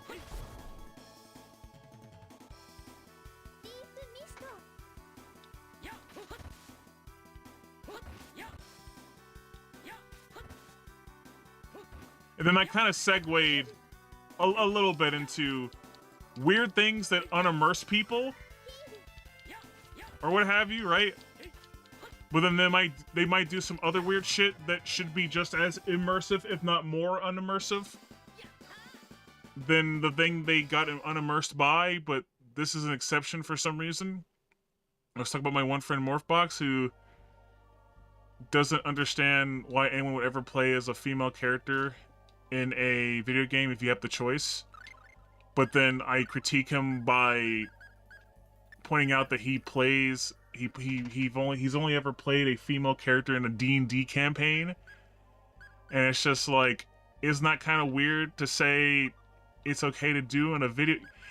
It's okay. It's weird to play as a female video game character because you can't be immersed but then you play as a female character in a D&D campaign, which is also about immersion, but for that one, it's for the lulz, but for a video game, you have to be serious. I don't understand that. I'm just like, be consistent. Either you're trying to immerse yourself in both, or you're not trying to immerse yourself at all. Because it's weird to say that you have to be immersed in the video game, but you can't be immersed in a D&D campaign, whereas with D&D, you're more than likely going to be immersed because you're using your goddamn imagination and envisioning the world as how you think how it would look like. So it's weirder that you see yourself as a female in the D&D example, but, or rather, it's weird that you let the female thing pass for the D&D example, but not for the video game one. And your excuse is, well, I can see it. Okay, but you also know that this person is still not you, even if you fucking see it, because you know that's not what you look like actually. I don't know, it's just a weird thing. I don't know, that inconsistency bothers me. I don't know. I'm just kind of ranting about bullshit, chat. I'm just saying shit. This is what happens when I play RPGs on stream, chat. I just start saying shit. Oh, main character can equip spears? Okay. Can anyone else equip... Can Clark... Even though I know Clarth is a mage. Okay, he's a mage. She's just a tried and true mage. He can't equip that shit.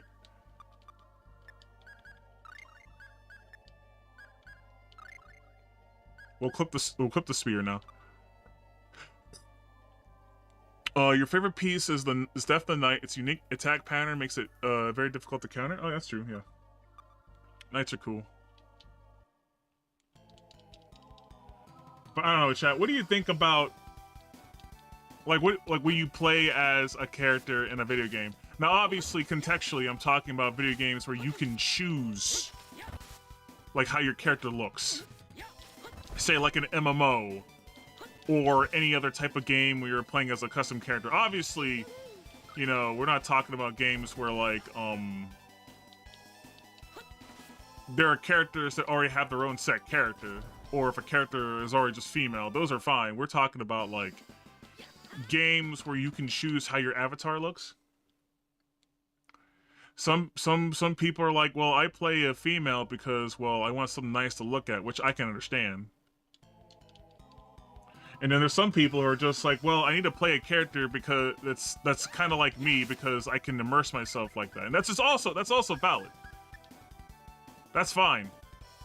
My thing is that if your whole thing is all about immersion, right?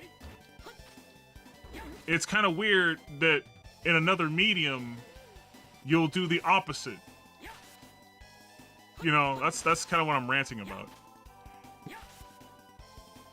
Why is it important that you get immersed in a video game, but it's not important that you get immersed in a tabletop game where you have your imagination and you have full-on control in terms of like how your character like interacts with stuff? Because in my personal opinion, this is just my personal opinion, I think I've been immersed in D&D campaigns than I've ever been immersed in video games. Now, don't get me wrong, I've been immersed a lot in video games. But, like, I would say on average, I think a D&D campaign has a better chance at immersing you than a video game does, because you use your mind to really think about like the world that you're in. So the world that you're thinking of as you're experiencing in the D&D campaign is as serious or goofy as you want it to be. Obviously, it's kind of a collective thing with like the DM and the other players too. But like when people play their characters to a T, you get immersed, I think. Also, we're definitely going to head to a boss fight soon. Hold on. We get some apple gels. And also, we get some orange shells, too. I don't know, I just find that weird comment from Morphbox weird. But that's just me ranting.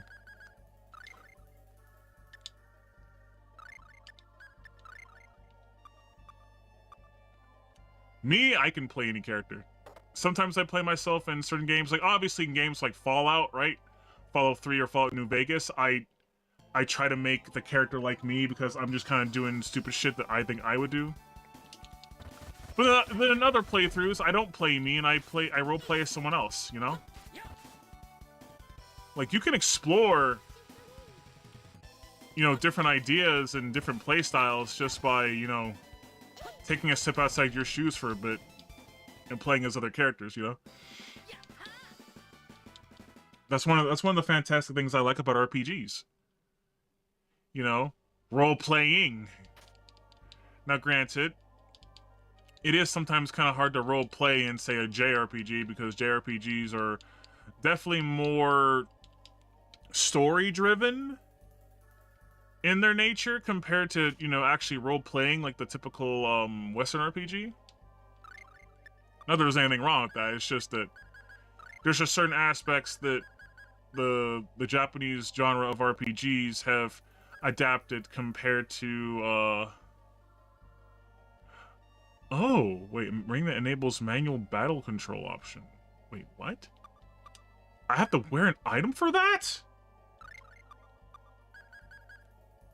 Huh? What the fuck? What the fuck? I had to... it enables manual battle control option. What is that?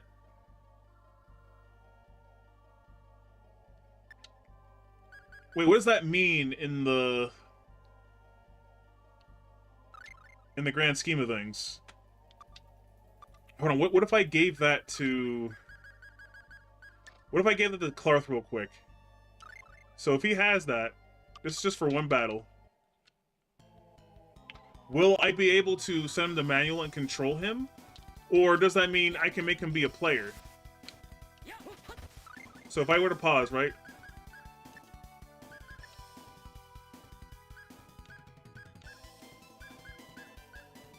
How does that... How do I use the manual thing?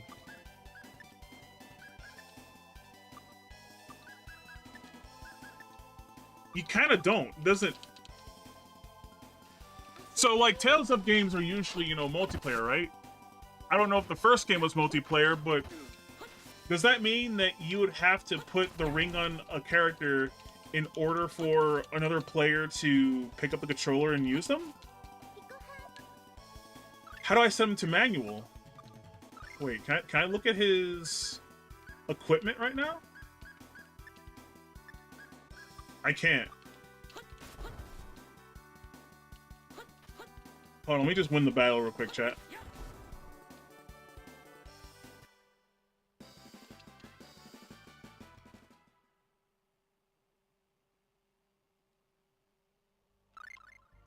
Okay, hold on. Something about manual battle in the menu or whatever? But who, though?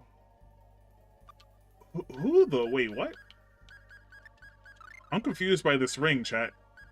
A ring that enables manual battle control option.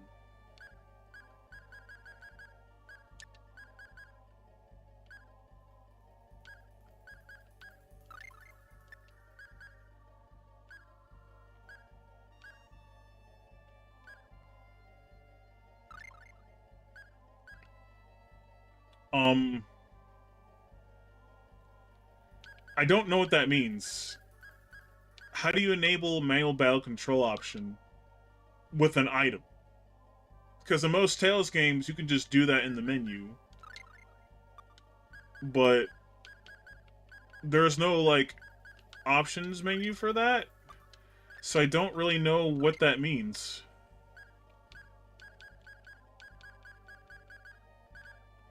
I might have to look that up. I don't know what that really means. Also, let's eat. Let's have some food.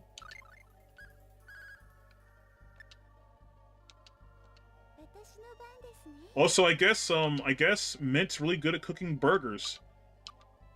Waifu material right there. I'm trying to... I shall now marry Mint because she can make the tastiest boiger. Well, what a motley looking crew. Oh, is that Demeter? You must be Demeter! That I am. But what of it? You're responsible for the murder of Rhea's parents! We're here for vengeance. On guard! Oh, you're familiar with the Scarlets. But what is this vengeance nonsense? I loved my master. I would not wish him harm. The Scarlets died in an accident. Cut the crap!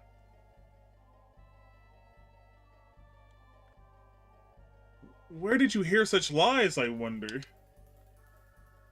The Scarlet's daughter herself, Rhea. Who else could it be? Certainly the Scarlet's had a daughter. But you're saying this girl in front of me is her? Ignorance is not bliss, I'm afraid. Allow me to enlighten you.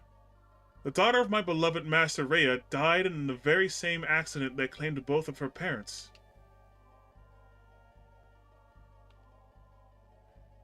I do not know who that girl truly is or what she is thinking, but you have come here chasing a lie. A blatant fabrication. Why, this girl bears no resemblance to Rhea Scarlet. What the twist?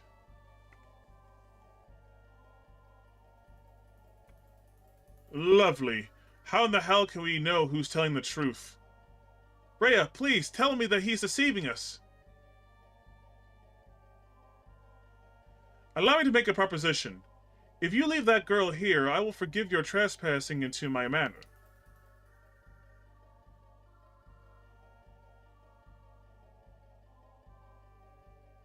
I have to make a choice here? What the hell?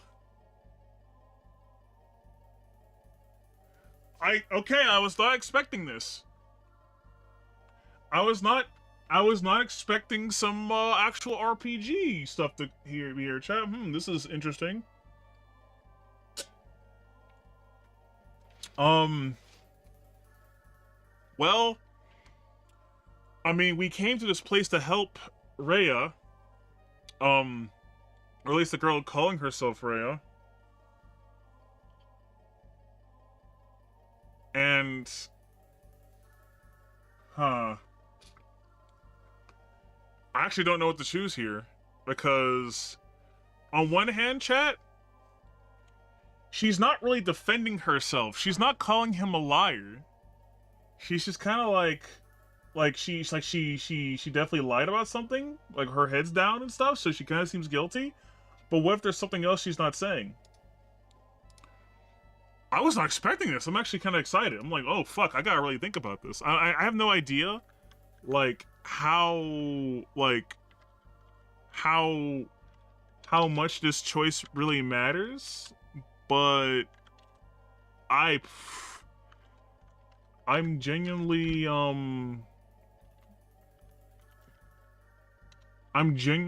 like kind of invested now. I'm just like, okay.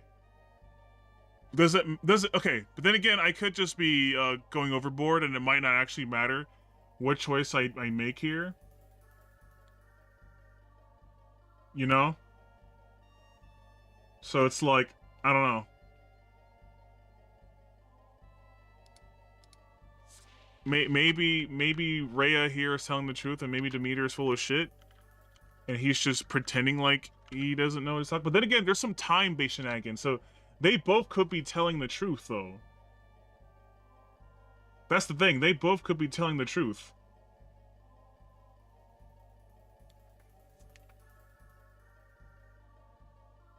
She could be telling the truth here.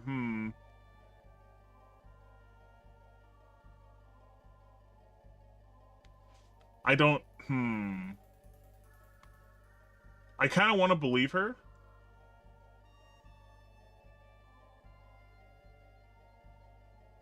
But, Chad, do we go for waifu or do we go for creepy guy in manner who could be innocent? Do we go for cute grill or do we go for intellectual who probably hasn't left the dungeon in a long while? It's like she's hiding something, right? It's like she's hiding something. So it's like she seems shady. Like, logically speaking, in a situation, it seems like I should say Demeter. But I feel like I don't have the full story, though. And also, hello there, Daimao. I see you're using your Big C name again. Hmm.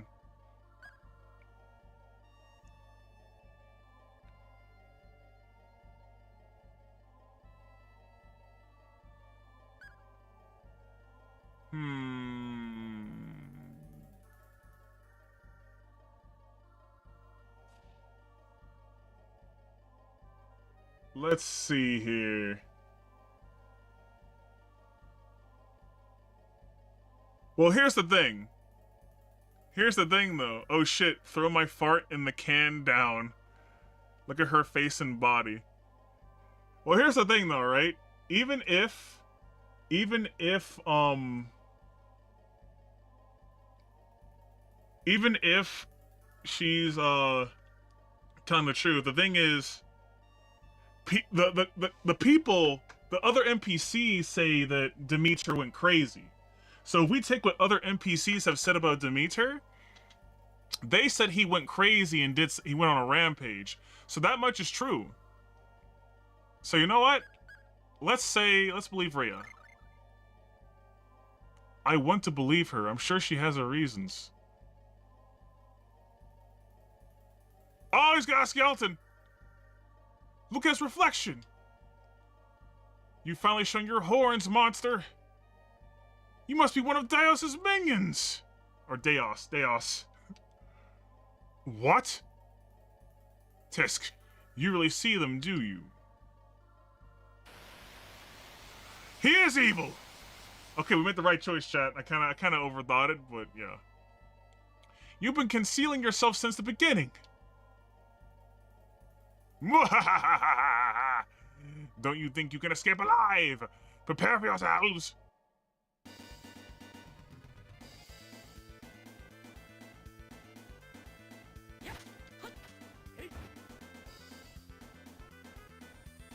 Oh shit. No! There's two wraiths! Fuck!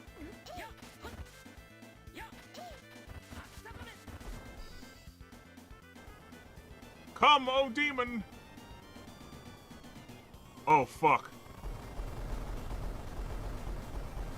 Oh no.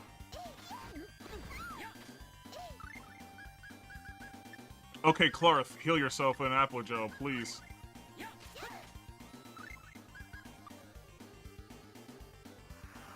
It ends with this. It does not end with this, good sir. Heal yourself again, Clarth.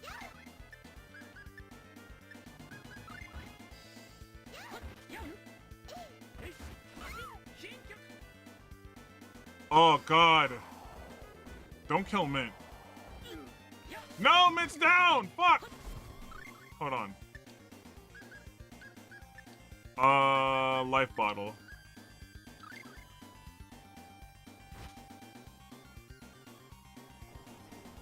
Oh my god! Shit!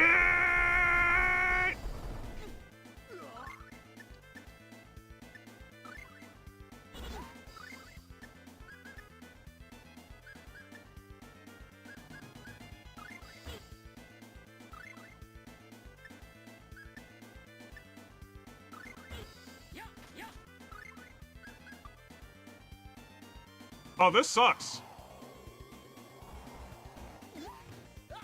Oh my god. I'm getting overpowered with AoEs right now. This is trash.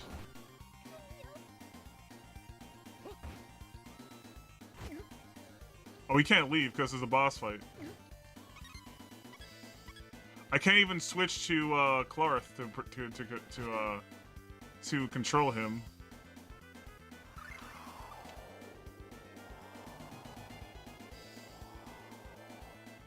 And we got fucking killed. Good thing there was a save before this fight.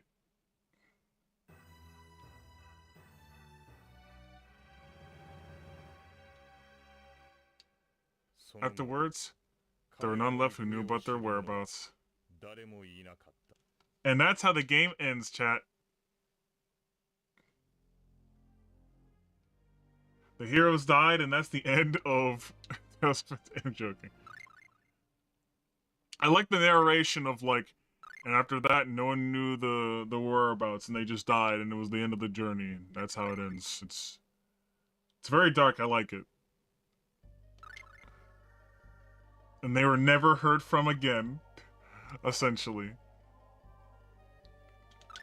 Okay, since the game's gonna do this shit, I might have to equip people with stuff. With the rebirth dolls.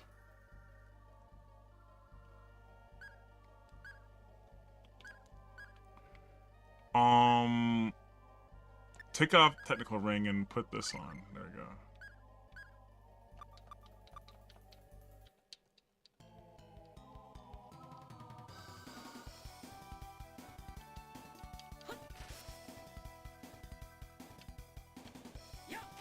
No need to hide it when it comes to old username. It was a reference of an NPC, 10 of Spades from Fallout New Vegas. Okay, I mean, that's cool. I'm just saying, like... So wait, question, Daimao.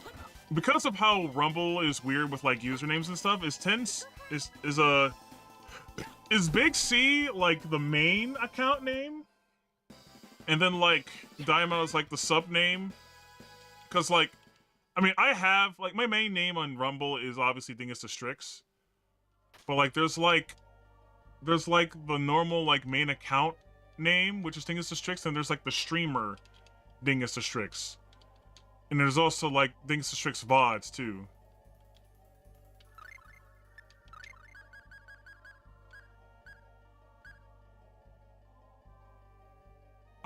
Actually, let's not give her Rebirth. Actually, no, she needs Rebirth doll. Fuck.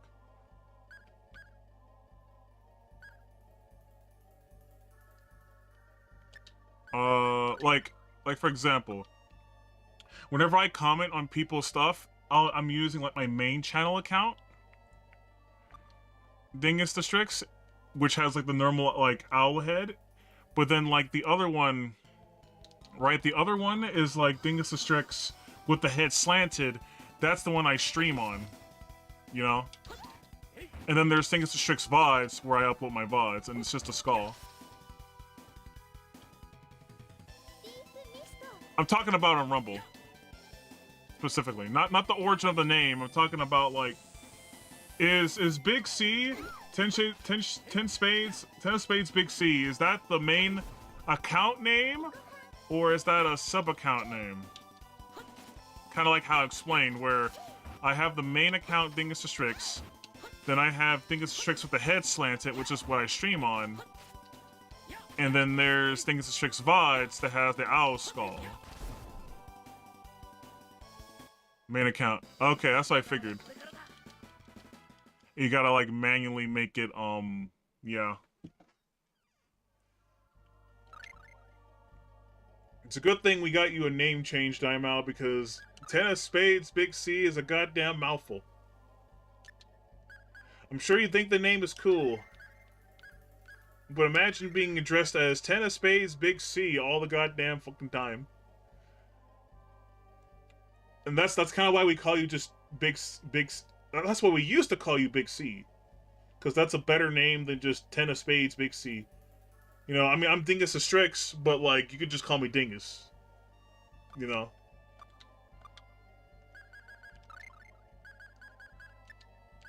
Burger. Okay. Okay, so let me just check my equipment.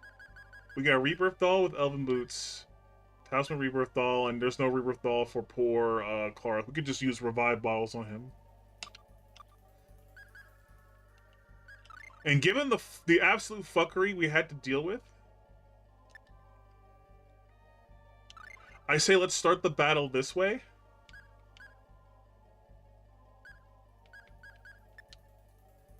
Or, no, let's... We want to kill the left side completely first.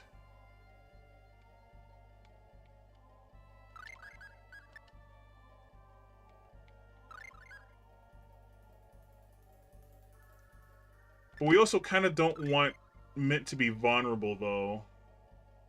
Not that it matters, because we're all going to get AoE'd.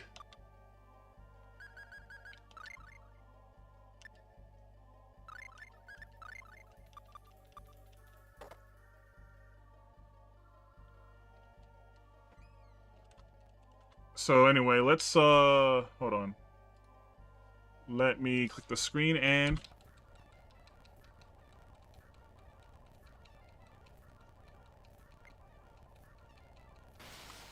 Let's go.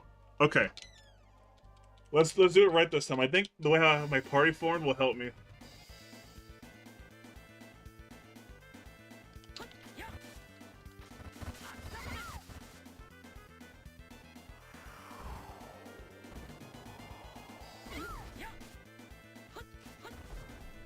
Okay, it did. It definitely did. It made a huge difference.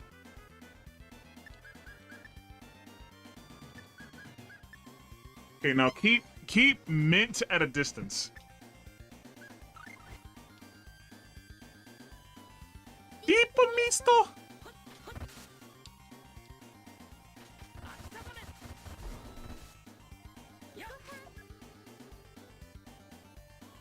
See, chat, I love how this game actually incentivizes you to pay attention to your formation. And I'm not gonna lie, I think paying attention to your formation is something that was lost in later 3D Tales games, because your formation kind of doesn't matter whenever your characters can just kind of go wherever the hell they want on the battlefield. Which you would think positioning would matter way more in a 3D Tales game than a 2D one, but no. I'd argue this Tales game makes me care more about the formation of my party more than any other Tales game I played before, which was just Symphonia and Vesperia, but my point still stands. You can't just be anywhere and be fine. You gotta pay attention to how it's formed. Daimo! No one asked you about why you called yourself BC. I only asked you about the Rumble thing.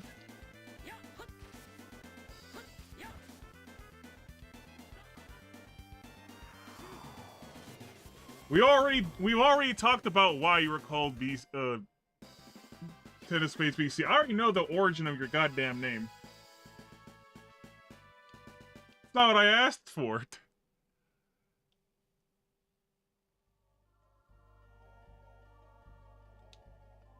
Do we really do the right thing? Miss Scarlet? Are you alright? Everyone, thank you very much. Hang in there. Now I can pass on to where my parents are as well. Huh? This is my final wish. Take good care of my kind-hearted friend. Rhea, hold on. Your friend? Miss Scarlet! Oh, I just found out the other day I can switch my username in the chat. Oh, okay. I didn't know about the username switch thing, but that's pretty cool. Actually, no, never mind. I didn't know that. I definitely did know that, because I messed with it before. You can kind of do that on YouTube, sort of, as well, but not really.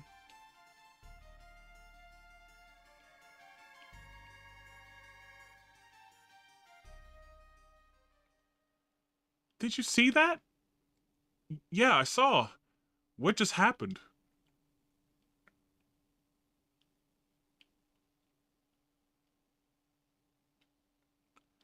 There's something in her hand. It's a ribbon? Was she holding onto that the whole time? Oh shit. Where am I? Where's Rhea? What happened to Rhea? Miss Scarlet? Rhea? No, I'm Arch. Arch?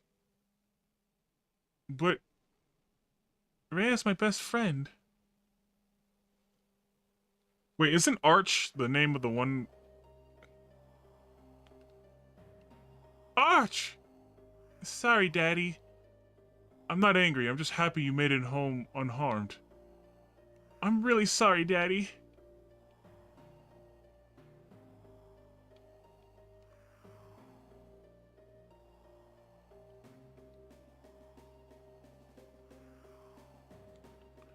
So, I guess Rhea had so much hatred for her killer that her grieving friend loaned her own body to her. She went to heaven, didn't she? Yeah, I'm sure of it. Soul channeling, huh? That Archgirl's affinity for magic is probably what made it possible. Who knew it'd turn out like this? Miss Rhea! Oh, I'm sorry. I mean Miss Arch. It's okay. I'm cool with that. But drop the Miss part, Kay. You're Mint, right? Well, I guess I can't stay looking like this forever. Oh, she's got a ponytail. What'd you think? Oh. That ponytail looks very pretty on you. And my clothes, poof!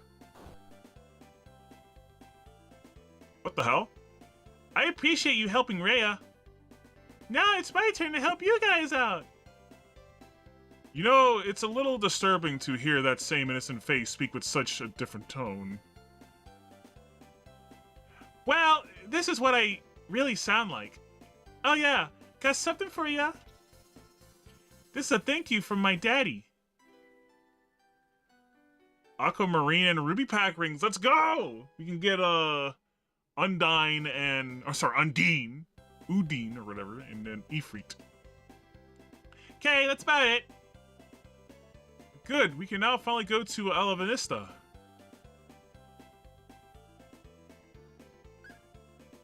And she just fucking waltzes into the party. Arch.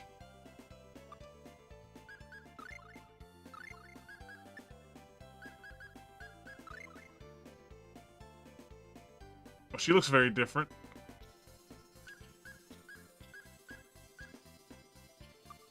She's also a magic user. Wait, hold on. Status.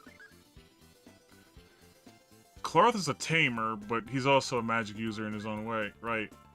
Mint's a priestess, and then of course is Kless. He's a swordsman.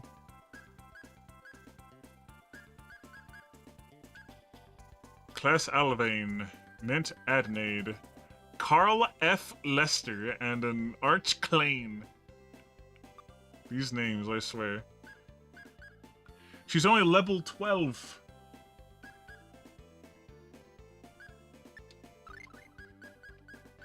At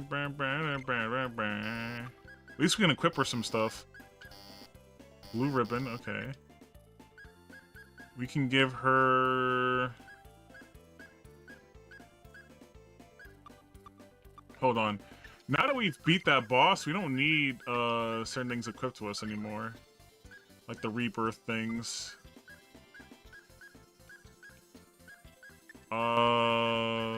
Leather cape is what you had.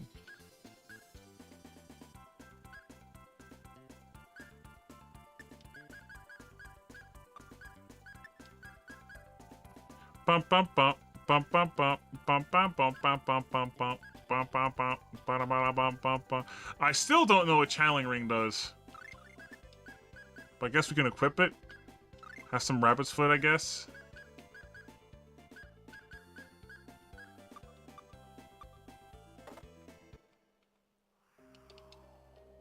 Well, take care of Arch for me. You know, children grow up so fast when you're not looking. It seems like she was so young just the other day. Oh yes, take this with you. It should come in handy. Got another channeling ring, thanks. I still don't know what it does.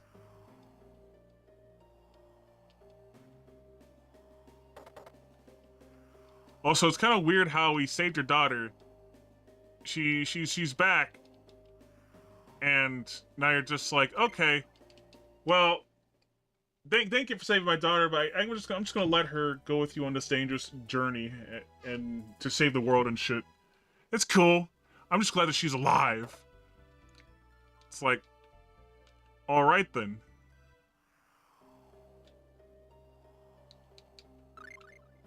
We're also in this town for some reason.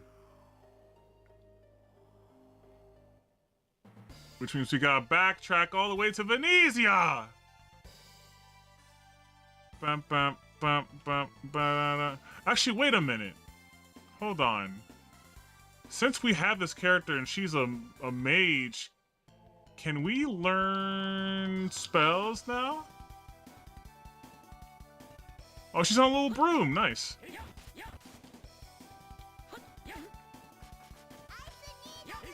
Ice and needle.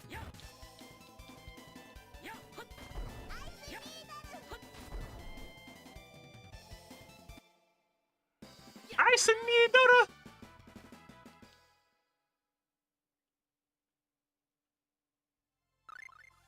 Hold on, let's read some skits, chat.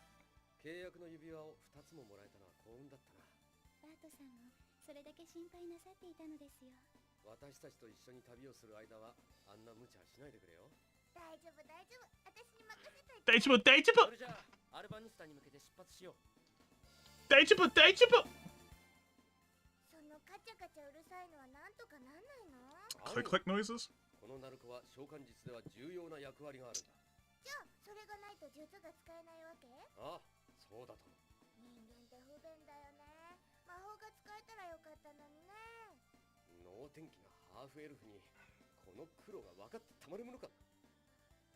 Oh, she's a half elf. Okay.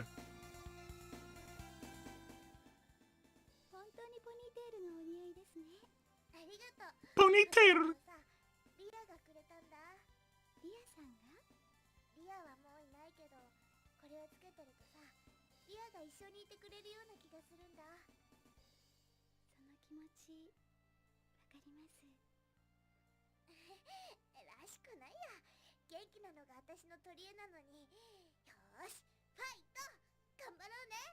Fight! Okay, this translation job is...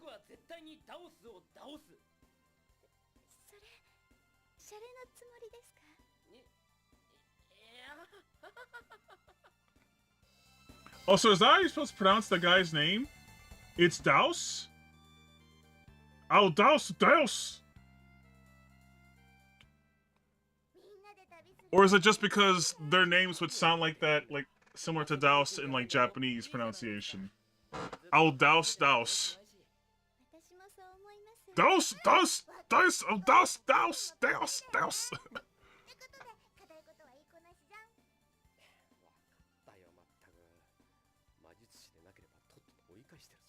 She were a mage, I mail her back to daddy.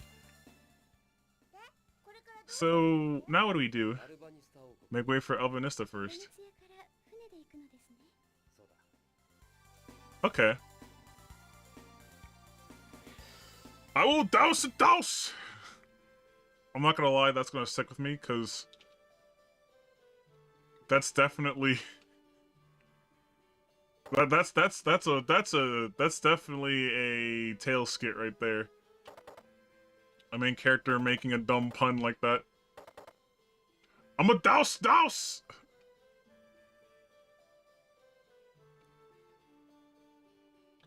Also, I'm here because I want to go into...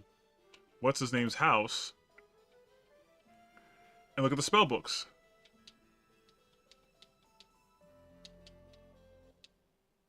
Arch learned Ice Tornado.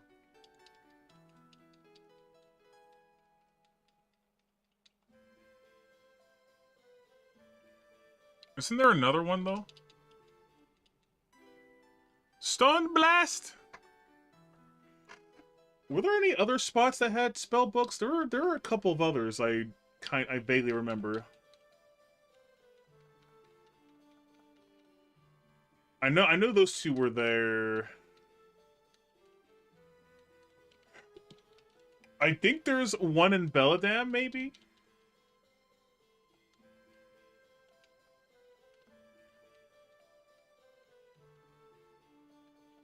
And there was also a spell book in a specific area, too. I want to make sure I get those before I, like, continue... Before I go to Albanista. Should look at her arts. She's got Fireball, Ice Needle, Stone Blast, and Ice Tornado.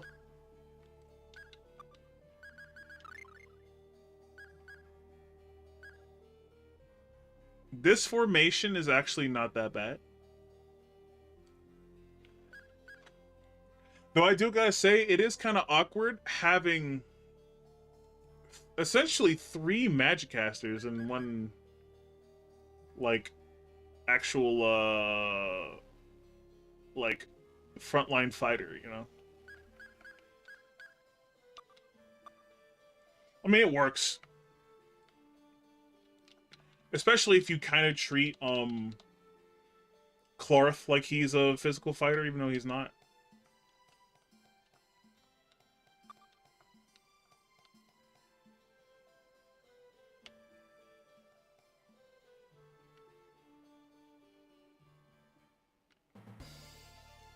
So let's go to Belladam, chat.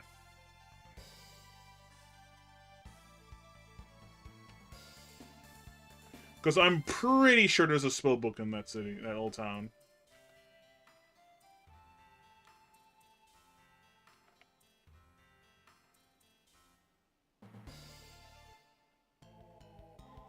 Ba da da da da da da da da da.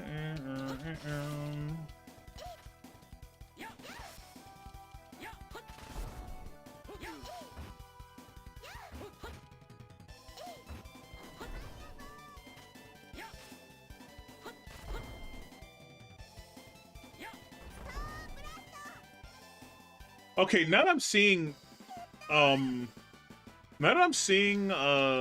Arch do her thing, she can kind of be anywhere in combat. So actually, I think here's a better formation.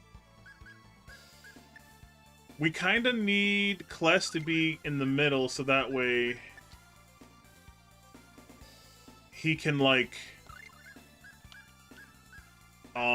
get to any side he needs to really quickly. I would also put Arch kind of, like, in the middle, but also still kind of close to Mint, so that way he can back up Mint if she needs backup, because Mint's not strong.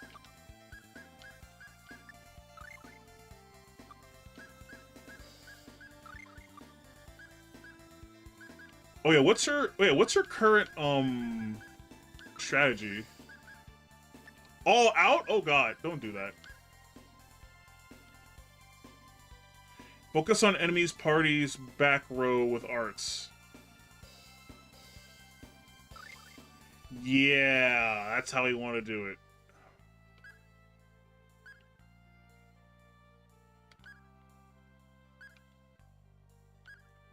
Oh, there's also conserve arts. I would say for now, actually have her conserve arts.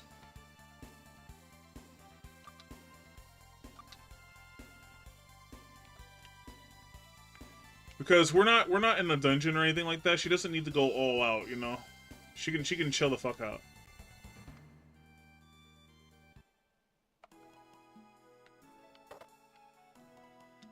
Okay, so someone had a spell here somewhere. Who had the spell? I think it was this house. No?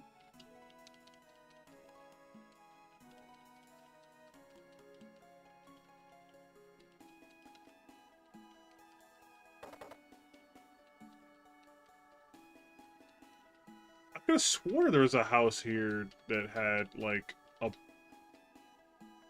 Let's stick our heads into the fireplace. But why, though, Kless? But why, though?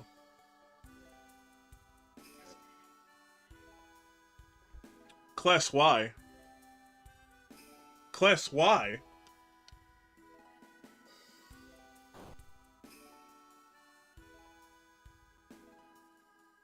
Kless, why?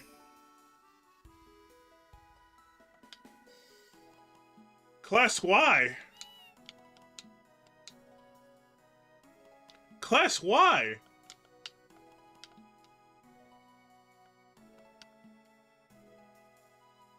Can we give her a spell book? Oh. Okay. The old man had a spell book. Nice. Let's collect all the spells, chat. Arch earned the title Witch. Nice.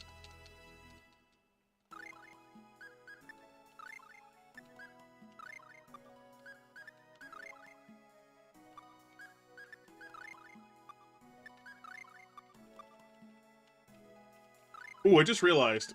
Arts for class.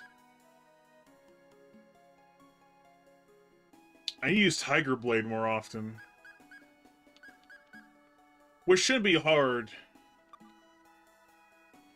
I'm gonna use Alpha, Sword Rain Alpha just naturally, though. Oh, wait. Oh, wait, no, I need to use Lightning Tiger Blade. Oh, okay, that's why. That's why my percentage is so low. I use regular-ass Tiger Blade more than Lightning.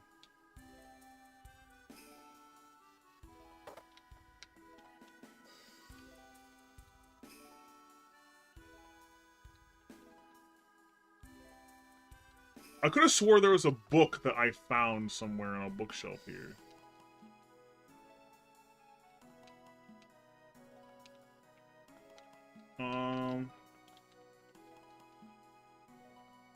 Is there a bookshelf here that has it? I could have swore. Oh, let's check these bookshelves.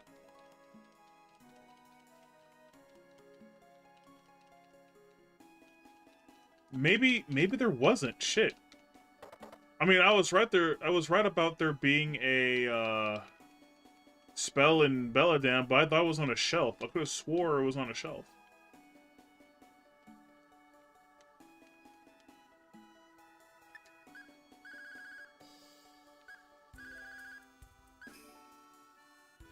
Oh, so we're going on orange gels. Where the hell did I think there was a spell here before? Actually, hold on. Let me go to the forest.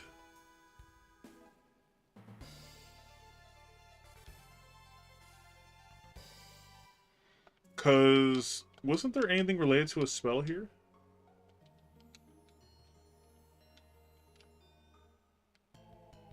I could be wrong. I'm just covering my bases here, chat.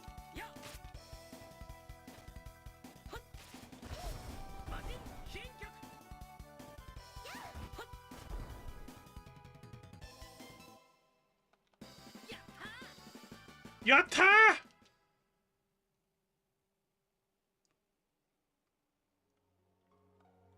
I do like that Arch is like a witch character riding on a broom. How many other Tales games have that character archetype? Like a floating unit. Like your character is like flying.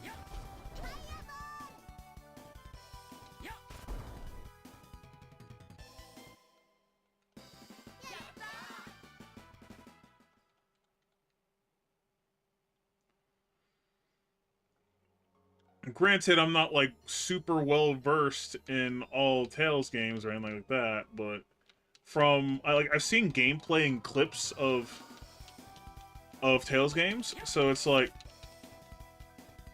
I kind of know what certain characters have done and shit, and I don't really see her character type done often.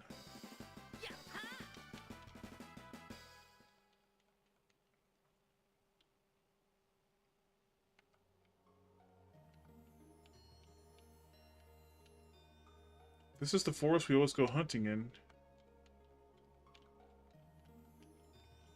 Is there a...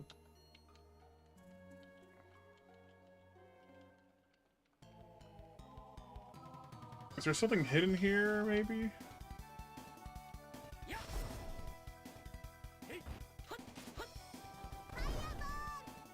Fireball!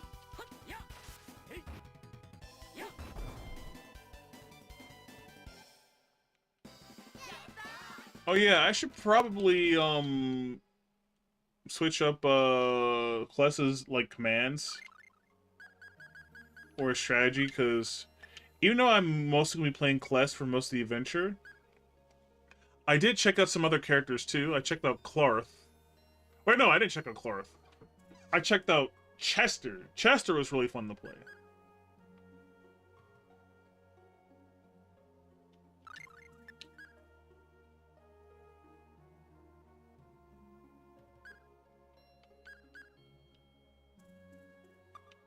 Yeah, conserve arts.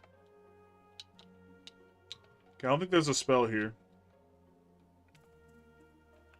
But yeah, I only played Kless and Chester. I haven't really tried any other character yet. I should. I have a chance. I may as well try it out, you know?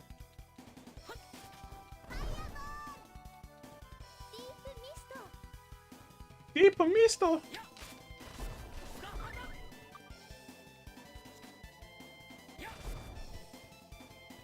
Let me do that right now. Let's start with, you know, fuck. Let's start with Mint. Let's get Mint out the way.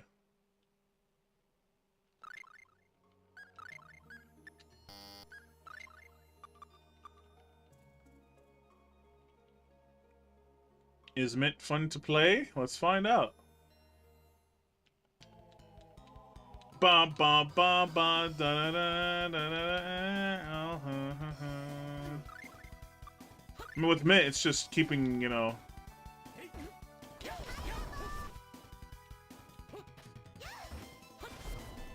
She's very slow. She does some decent damage. That's kind of to be expected from her, honestly. Most healer types are not that good in combat. That's kind of been consistent throughout the entirety of the series, I think. Like, they can do damage at higher levels, but, like, they're not meant to be on the front lines, you know?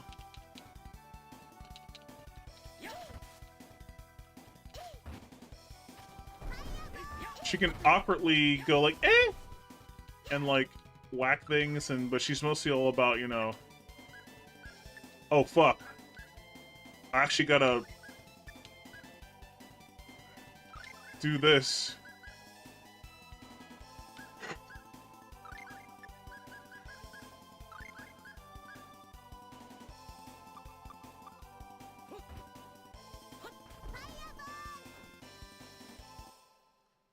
I actually didn't even get to, cast a spell yet. Let me try again.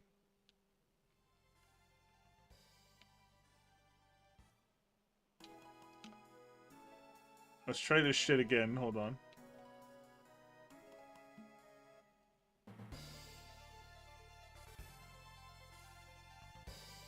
Come on. Put me in a fight. Put me in a fight game. Put me in a fight. There we go. I hate how games don't want me to get into combat whenever I want to get into combat, but will definitely put me in combat if I don't want to. Okay, you gotta release... Oh! That's a good spell!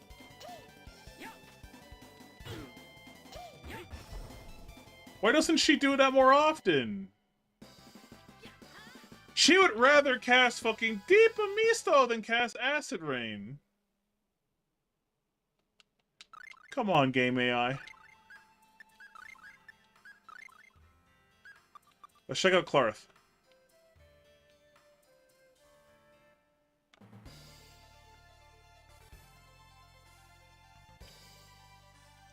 Now, we knew Clarth's Health had spell books, but were there any other buildings that had spell books? Let me check.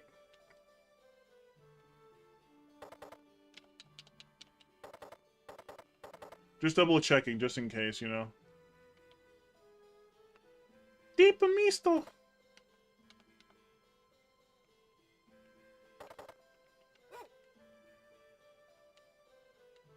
Isn't this one a dog?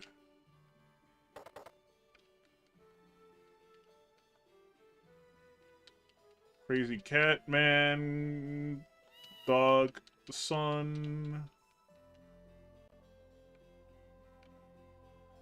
Bum bum bum bum.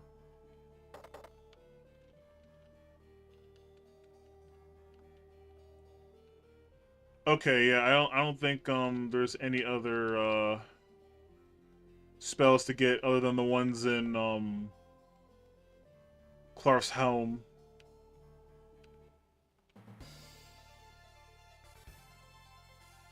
Let's head to Arch's house. So obviously we can summon Sylph.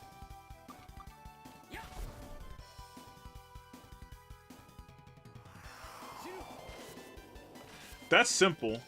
But what about actual combat? Like normal combat, I mean.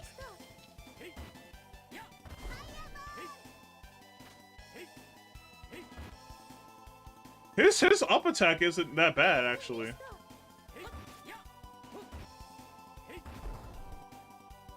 His normal, like, attack is kind of whatever. I'm pretty sure he'll probably be more fun to play the moment we unlock more, I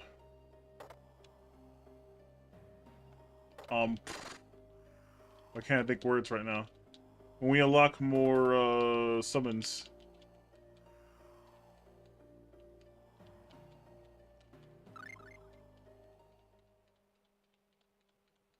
Let's rest.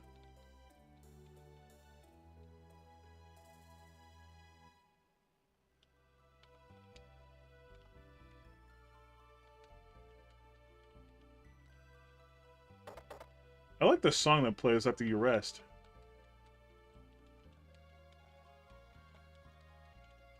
Is there anything else?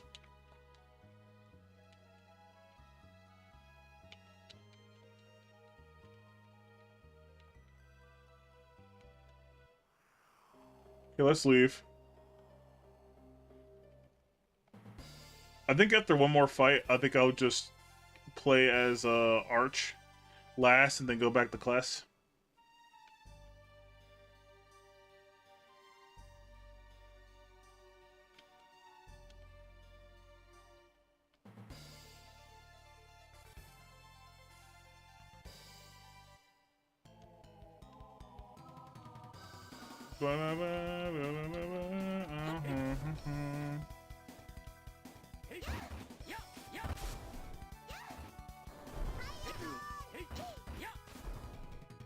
Okay, yeah, for general combat without using TP, not one you'd want to use, honestly.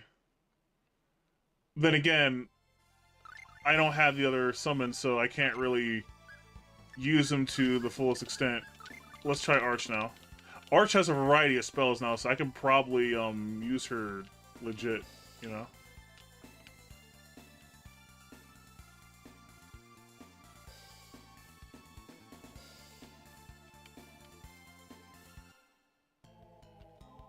Ba ba ba ba da da da da da da. Oh, she can attack normally? What the fuck?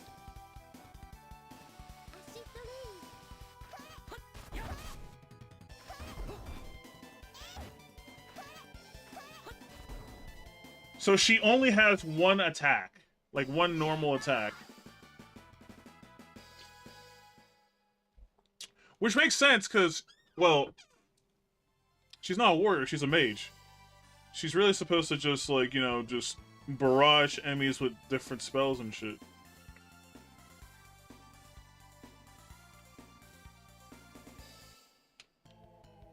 Let's try casting spells, see how that feels.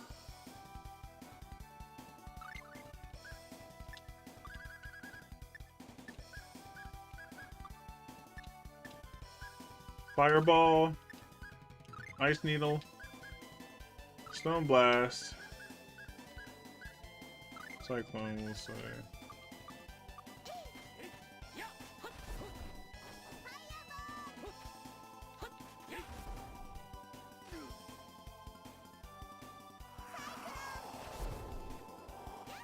Okay, you know, she's actually pretty good to play as we have other spells to use. Also, since she can fly, can you cheese a lot of enemies as her if they can't touch you? That's just something I was just thinking about, like... Most normal enemies that are on the ground can't touch you. Unless they know magic or have, like, a bow or something.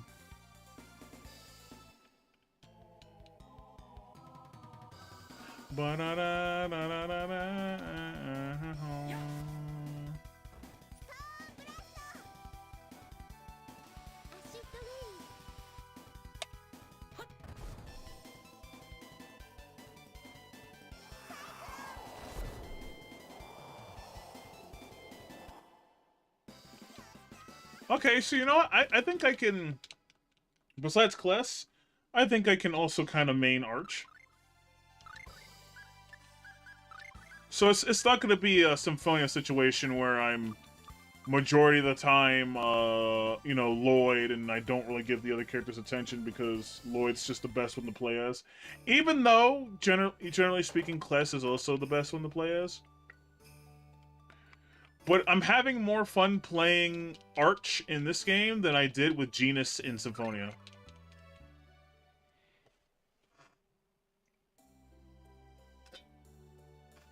Though I do gotta say, Vesperia was definitely the best in terms of pick up and play characters. Like, there isn't a character in Vesperia where I'm just like, oh man, it sucks that I have to play this character. No, I love playing other characters besides Yuri and Vesperia. I loved playing Patty, especially. Patty was probably the most fun to play. Especially at higher levels when you get rid of most of her RNG. The less RNG she was, the more fun she was. And I really love playing Patty. I also really like Rapide. Rapide was also really fun to play as. Rapide, now, ooh, I love playing Rapide. Carol was okay. So was, well, fuck, I forgot her name. Oh no. Tsundere Mage Girl. Who's also very short. She's like 4'11".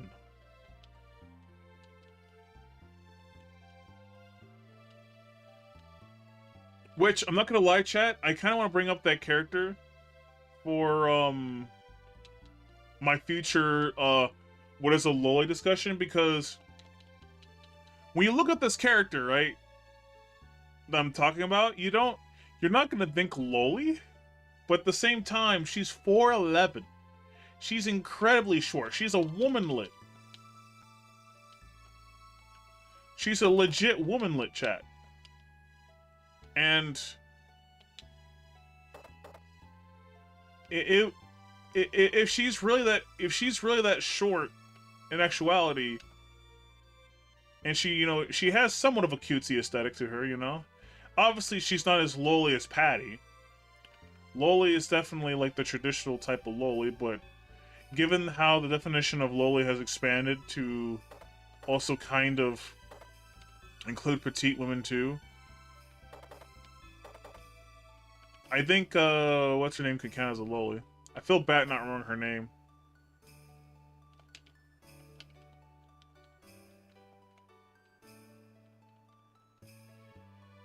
Are you looking for spell books? I have a couple for sale. Any of these interesting you? Oh, okay, Lightning and Storm. Okay, let's go Lightning.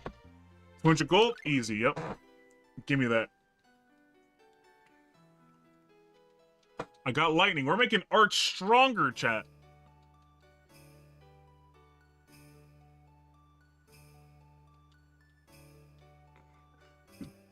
Okay, let's see here. Storm?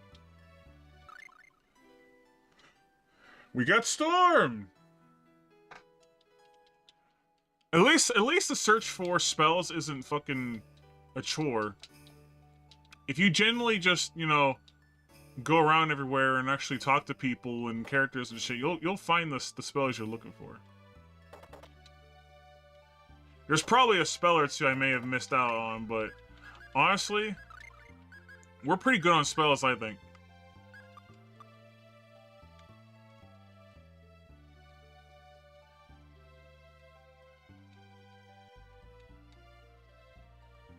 I don't know who else could be selling spells, though. Or be a mage that can teach Arch spell or two.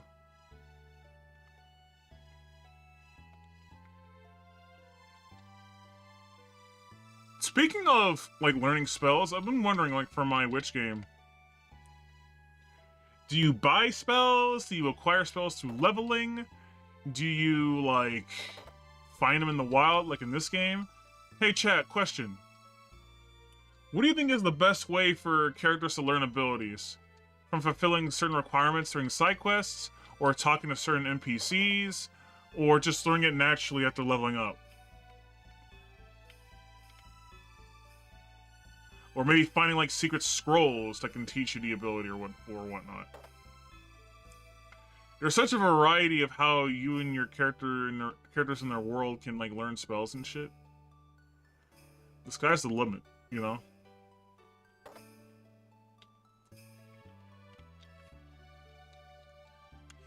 Simultaneously, you could also do a mix. You know? Elder sister. We lived together ever since our father, a football elf, left us a few years ago. I know it sounds like he abandoned us, but I think it's the time. It's just torture. I'm sure he still loves us, but he'll come back one day. This is bad. I don't know what to make for dinner. And my master's waiting at the house. Surely furious. It's not on table yet. Your master? Yeah, he's a magic teacher. But it's a little bit, but she's also my older sister. We lived together ever since our father, a full-blooded elf, left us a few years ago.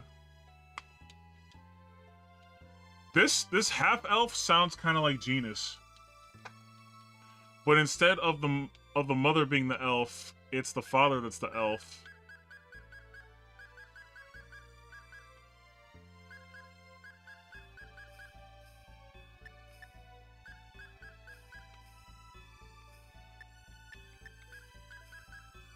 Ooh, let's try some tasty food. Hold on.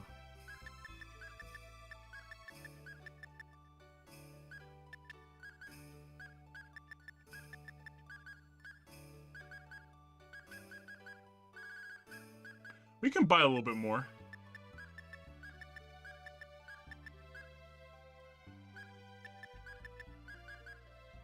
A little expensive, but we need to cook. Oh, Wonder Chef! I'm coming from a world of fabulous flavors.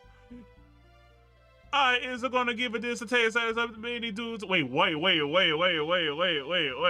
Well, what did he say? Ayo. I is gonna give this taste to as many dudes as I can. The fuck? You want it, brother?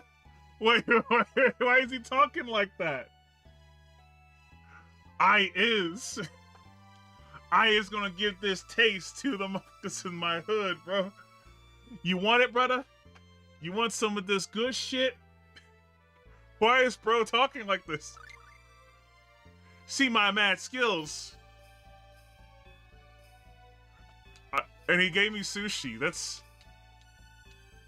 Was that the fan translator putting that nonsense in there? Or was that legit supposed to be like how he talked in the OG script? What the fuck? I is. He really said I is. I is gonna give that tasty food to you, my brother. My brother here, have this sushi recipe. Like, what the fuck? That woke me the fuck up. What the hell is that? Okay. Oh yeah, we need to get on a boat and get the fuck out of here. But there might be some... Actually, no, we don't need to buy any weapons, because there's probably going to be some weapons in Anavista.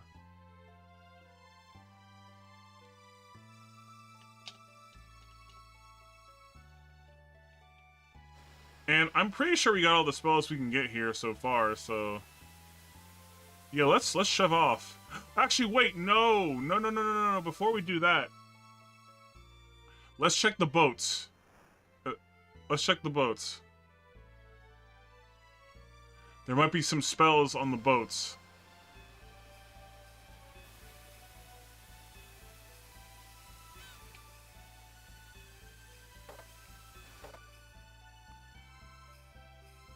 Because I think there's bookcases and barrels and stuff I can check here. There's definitely some spells. I'm pretty sure there was a spell book I saw on one of these ships. I just don't remember which one. Probably the one you can actually travel on. But let's confirm first on the right one.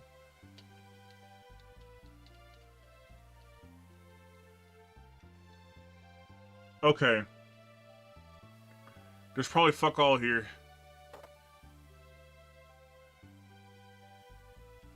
But we have to make sure. We gotta make sure, man.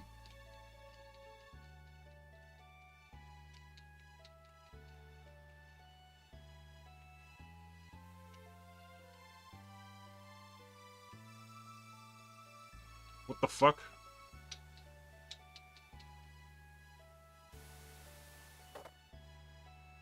Okay, there's nothing on this boat. Okay, let's go to the other boat now. I just had to make sure because I don't want to miss any cool spells, you know.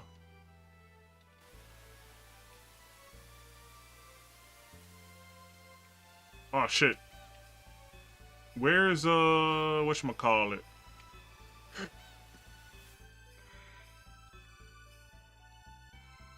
Over here?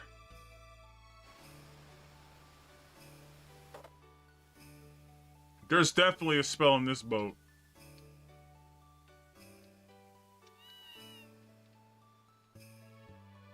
There's definitely a spell somewhere in this boat, I'm pretty sure.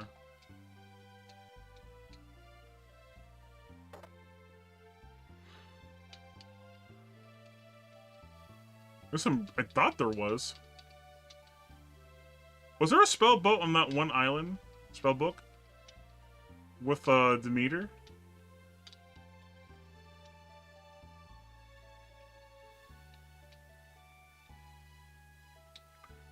Also, is Demeter just dead? Is Demeter just the kill? Because he was possessed by a monster and he just kind of just died. I think Demeter is actually just dead. Despite being, you know, possessed. He did not make it.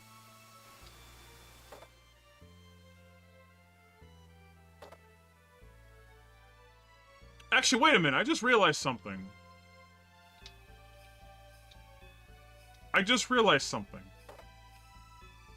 This is a weird plot thing, chat. So, the weird, like, Reaper guys that are above, like, people's heads in the story, that means they're minions of Deos. Right? And...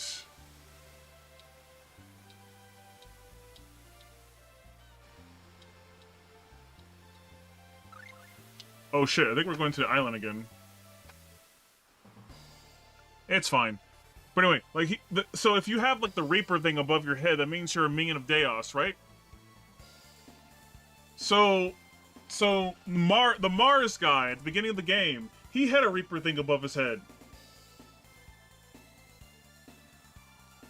But Deos didn't know that that was a minion of his who revived him. And weirdly enough, the guy didn't even know he was a minion of Deos. So how the fuck does that work?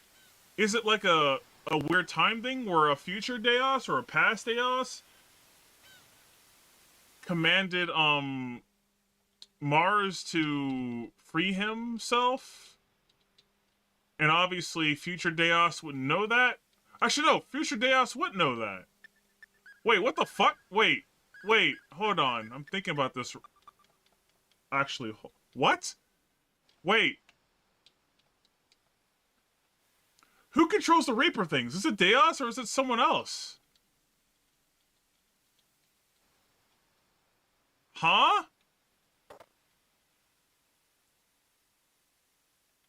I am confusion, chat. Hold on, chat. I'm confusion right now. I am confusion. Wait a minute. Why did Deos kill the Mars guy? That was just a minion of his. I mean, don't get me wrong. Lots of bad guys just kill their minions just because. But, like, the context was he killed him because he was uppity, thinking he could control Deos for freeing him and shit. But if Deos was the person who made him free himself in the first place, why did Deos not know that he did that? And how did the minion of Deus, Mars, not know that that's what his purpose was to do? Did I find a plot hole, chat? Or am I... What? Hold on, chat. I must be fucking up or something. Also, is there a special spot here? I was just thinking about that real quick, like the Deus thing, because if like with the meter, right? People who have that Reaper shit over them are minions of Deus.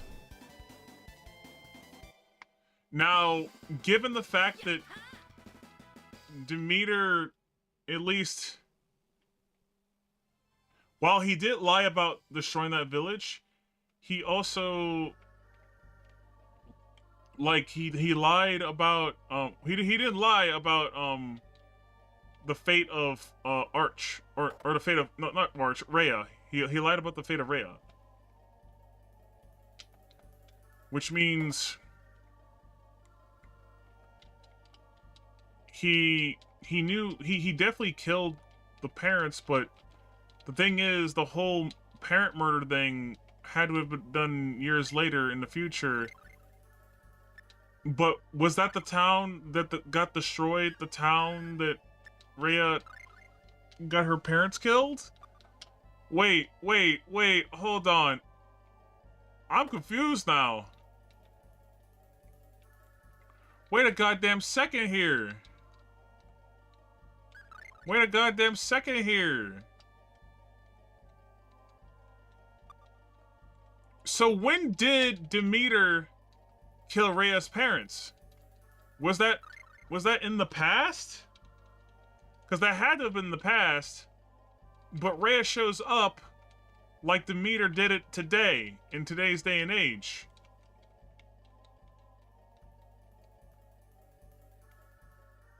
And then... So Demeter would have had to have killed the Master and shit like years ago as a minion of Deus, which it still isn't really established whether or not they're conscious of that or not. I think what's happening, chat, is that when you have the Reaper thing over you, your soul is taken over by Deus, essentially. You're corrupted by Deus. That would make sense, considering Mars didn't realize he was reviving Deus for Deus' sake, but then that calls into question why didn't Deus know that he did that to Mars, whose whole thing was raising villages to get a goddamn pendant so he can revive Deus.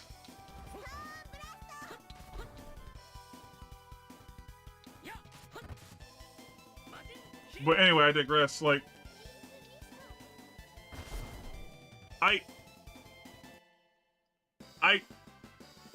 maybe I'm overthinking it, but at the same time, it's not really clear as to what the Reaper things are. Because if Deus is the result of the Reaper thing, mabobs, right? Like, Deus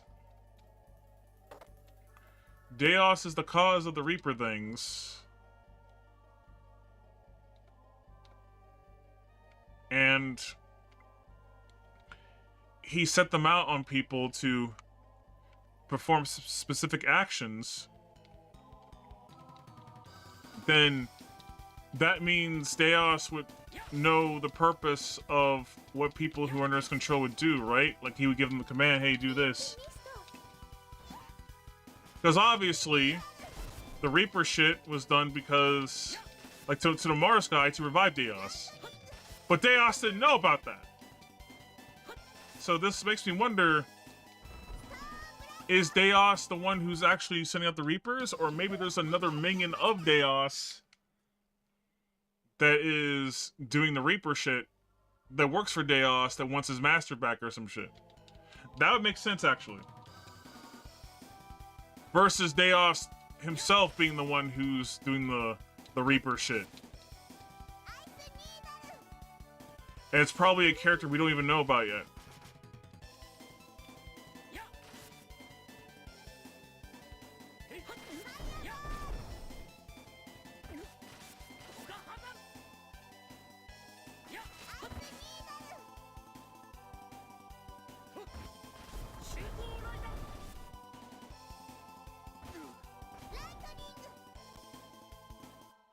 So okay, so if we play with the idea that there's another character who's a minion of Deos, who's responsible for the Reaper shit, that would make a lot of sense. Like Deos himself can't be responsible for the Reaper shit, because it wouldn't make sense that Deos himself wouldn't know why the Reaper shit is there, you know?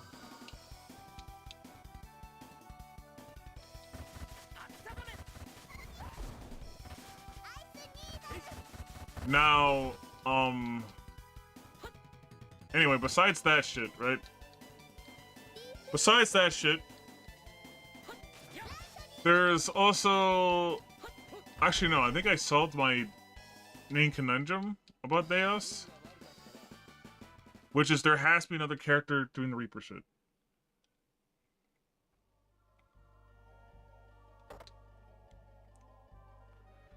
And whoever did the Reaper shit would have had to have been someone from the past who sent the Reapers into the future, or at least was still active to send something to the future in order to free Deos. Even though there's no implication there's another character, this is just an educated guess.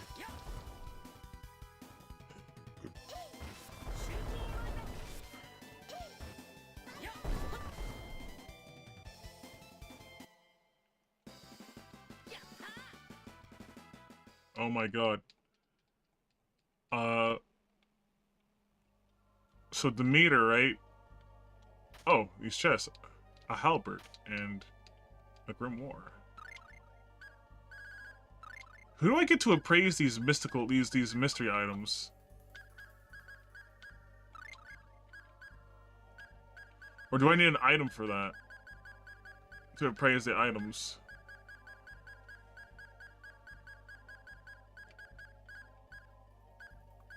Unidentified grimoire. Do I have an item that can identify things? If not, who do I go to identify shit?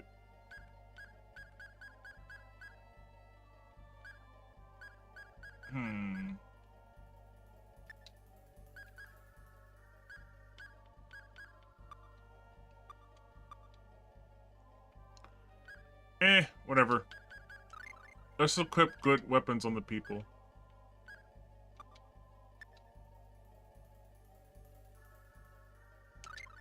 Nice.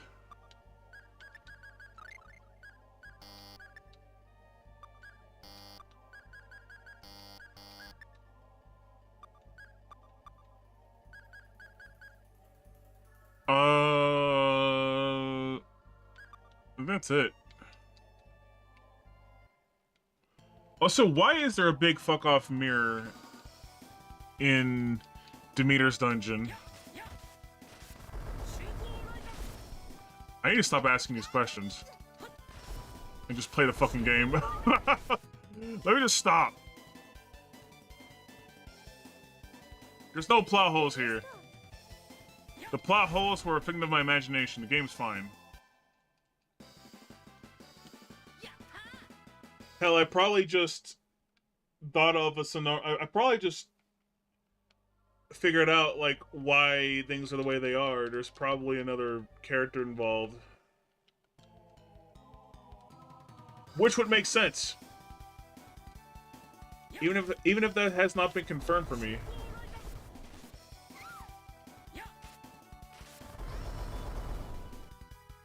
Do you want to keep spamming Lightning Tiger Blade? Because I need to buff that shit up to unlock my new ability.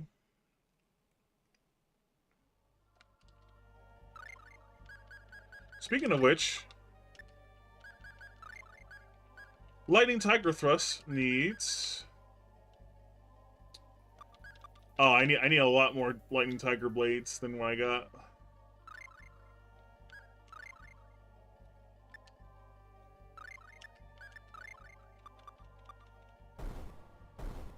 Okay, let's get the fuck out of here.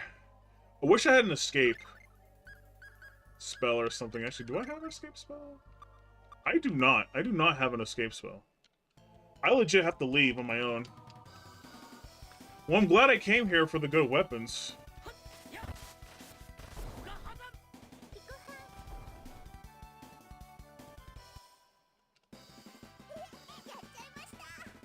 Ichimashita!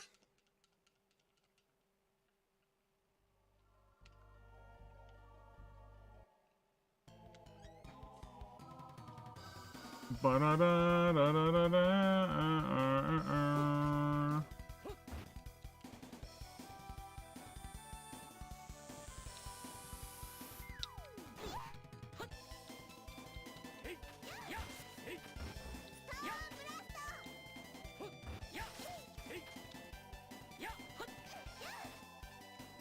ba ba ba ba ba.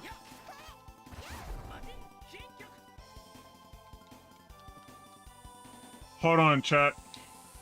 I'm looking up stuff about Arch. Based on how she talks, she's supposed to be the lowly of the crew, but like, she's 5'2", and she's 17.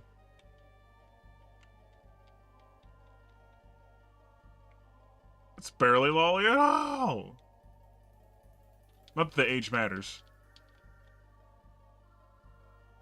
But her height, 5'2", that's just normal Japanese woman age. What the fuck? Or, not age, height. And the game makes her seem so small in comparison to all the other characters. How tall are the other characters? I imagine Class is like 5'9" or 5'10". Actually, where's the captain? Hold on.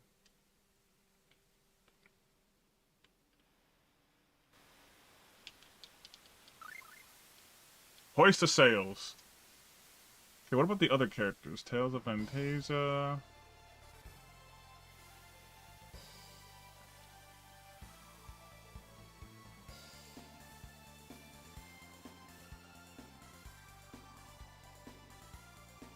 Okay, Mint is 18'5'4". She's not even that much taller than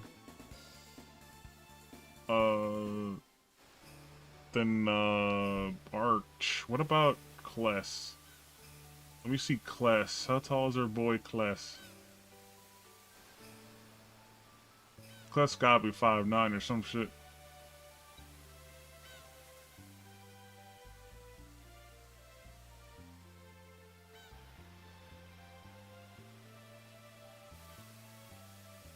Hold on, chat.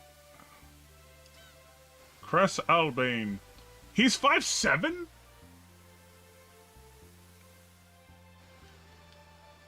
Cress is 5'7". I'm as tall as Cress?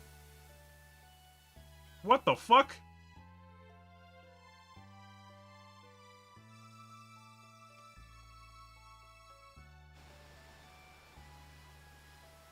I thought Cress was gonna be like 5'9" or 5'10". Because that's like the... Well, I'm not gonna say that's like the average height, because I think Lloyd was also like 5'7" or some shit. English voice actor Johnny Young Bosch. Oh, for the anime. Okay, that makes sense.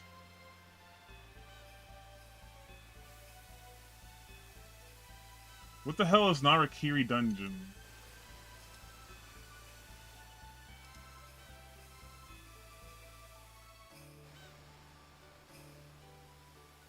The series, Narakiri Dungeon. Oh, that's a completely different type of fucking dungeon in general. What the fuck?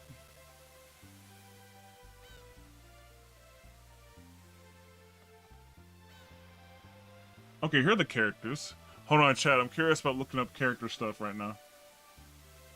So Chester's gotta be like the 5'8", 5'9" one or 5'10" guy.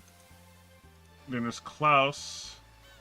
Then there's another party member we haven't met yet. Okay, Klaus, no, Chester's 5'9". And then Klaus is also 5'9". Okay.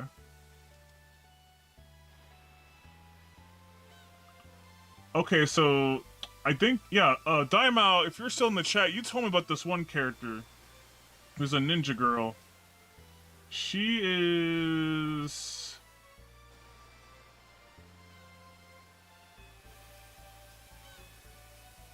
She's actually loli height. Okay. She's actually more loli than Arch.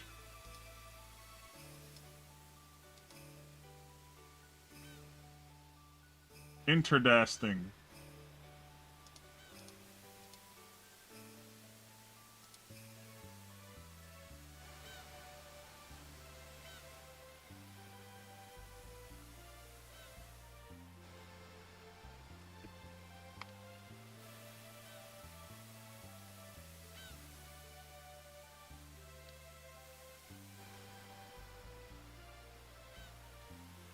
Okay, let's see what Arch is gonna do here. What are you doing, Arch? Hey there, hot stuff! Won't you pretty please do us a favor for a cute little Arch? If you do, I'll give you anything you want. That really isn't something I want to hear from a kid. Ah, how mean! Captain, we'll pay you whatever necessary for the trip to Albanista. See, like they're portraying Arch like she's supposed to be like this young kid, but she's as old as fucking the rest of the party though, and she's not even that short either. She's only 5'2".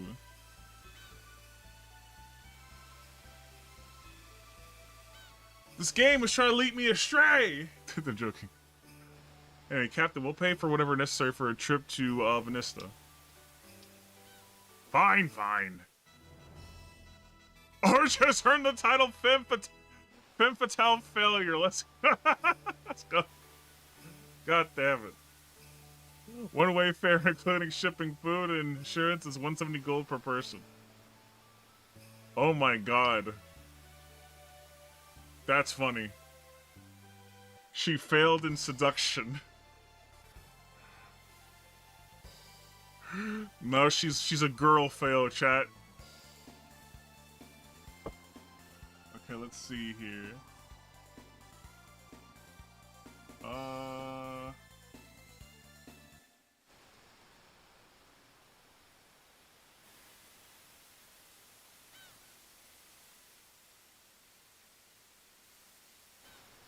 Ooh, the sea breeze feels so lovely.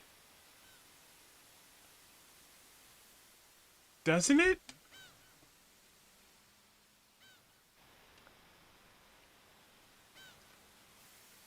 So, which one's your type, class? What are you talking about? Mint and Arch, what else? Mint's lovely, so very elegant when you say, but there's just something so vivacious about Arch, if you know what I mean. Wait a minute. I'm not thinking about them like that.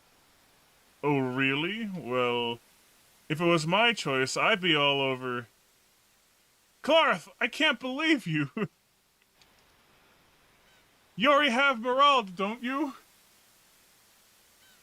What? That's the stupidest... Listen, she's nothing more than my assistant. Oh, wait, what? Wait, I thought those two were married. I thought Merald and Clarth were married. You mean she's just an assistant? They spoke to each other like a married couple. I thought they were married. What the fuck? I'm so confused right now. Oh, really? What does she assist you with again? Hey, what you guys talking about? This and that. Basically, nothing that concerns you. Aw, tell me.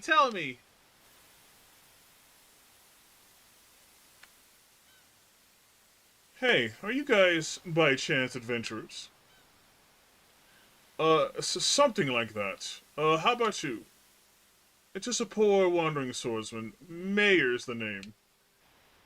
So, are you a mercenary out on a job hunt? Nah, I got my sights set on exploring the Moria mine over in Alvanista. The the the Mo- the Moria mine. It's the remains of an ancient dwarven ore mine. This is the first time you've heard of it? Well, anyway, the guards there won't let you so much look inside the place without a permit from Alvanista. Will you be able to get one? Shouldn't be a problem. My pals at Adventurers Guild should make getting that painless. Hey, I'm getting kind of hungry. I think I'm gonna go inside and get me some grub. We should trade stories later. All right, see ya.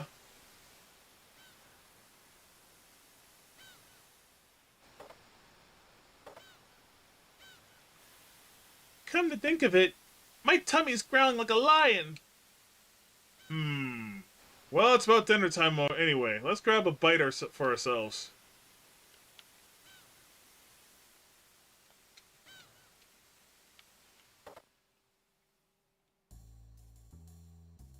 Hmm. Looks like all the tables are taken. Yo, over here! How about it?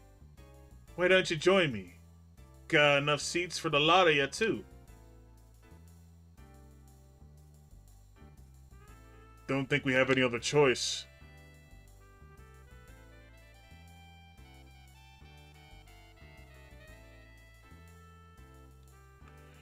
How about a drink? You good for a pint, yeah? Ha ha ha! Only if you're paying. Cheers to a chance encounter! Cheers! Hey, waiter! Keep 'em coming!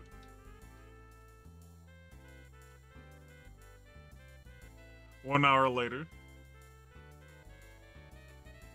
they're drinking. They just keep chugging and chugging.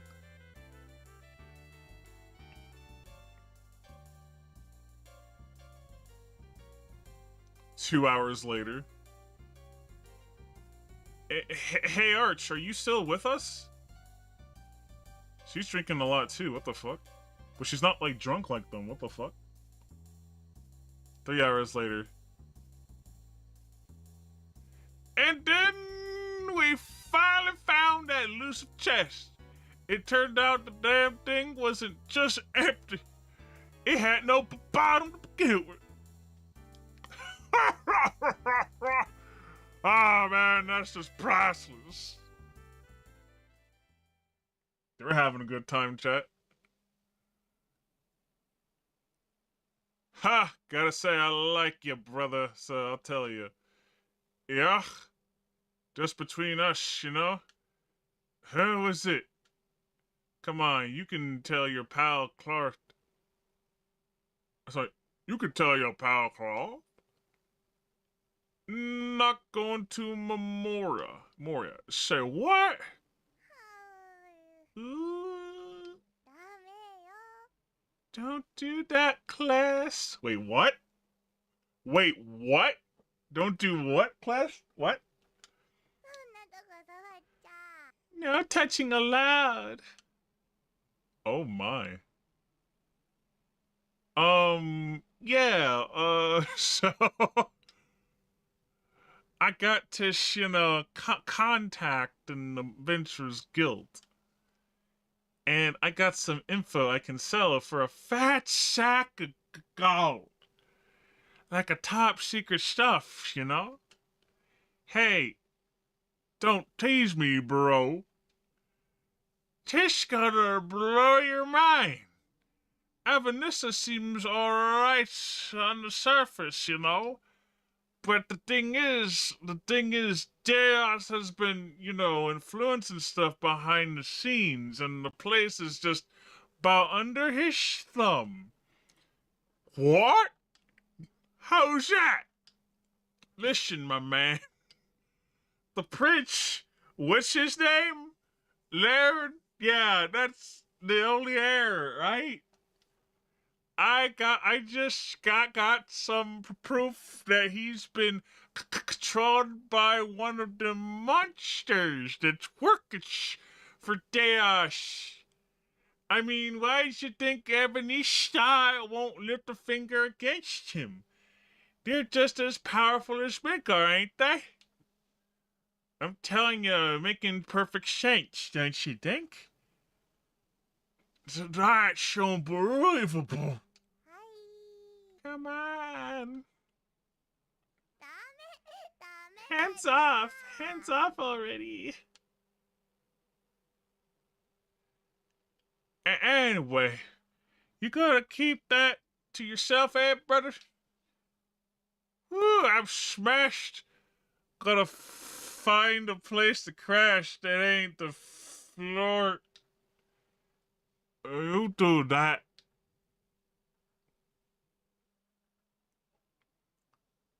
Time to go, Arch. You'll be sneezing for a week if you sleep with your face planted in a puddle of booze. You can be such a naughty boy, Class. Do I really want to know what the hell you're dreaming about? Come on, kid. Up you go. Arch has earned the title 3 sheets to the win. God damn.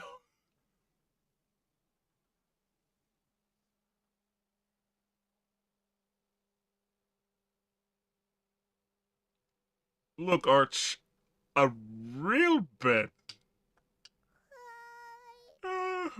Okay, bye.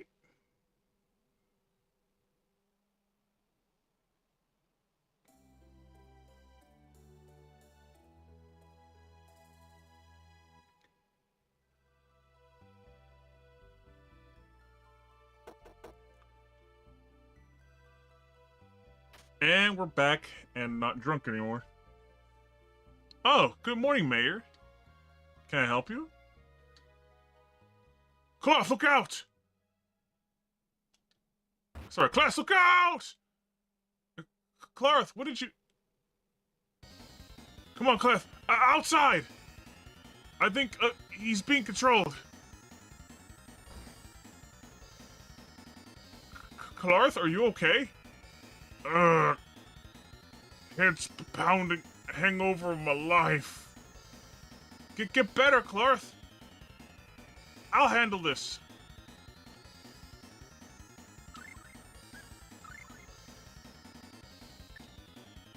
What's going on? Is Mayor an actual drunken member of Dios's army, or what? Actually, hold on. Here we go. Oh, hangover, head's throbbing. Arch, get up! There's an attacker on the loose. Oh, I feel like I'm being kicked upside the head by 1,000 horses. Guess I'll be getting no help from her. What about Mint? Mint, get up! We're under attack! I'm not feeling well. I think I've become seasick. Poor Mint can't help being like this.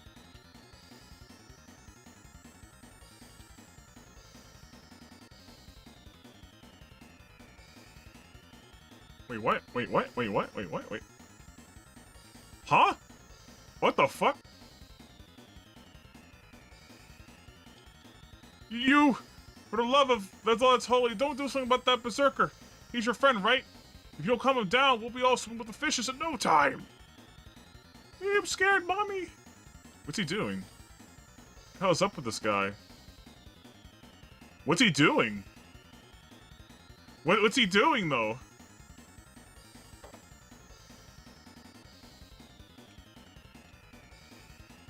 Welcome, have a seat while there's chaos afoot. Mayor! Get a hold of yourself! Help me!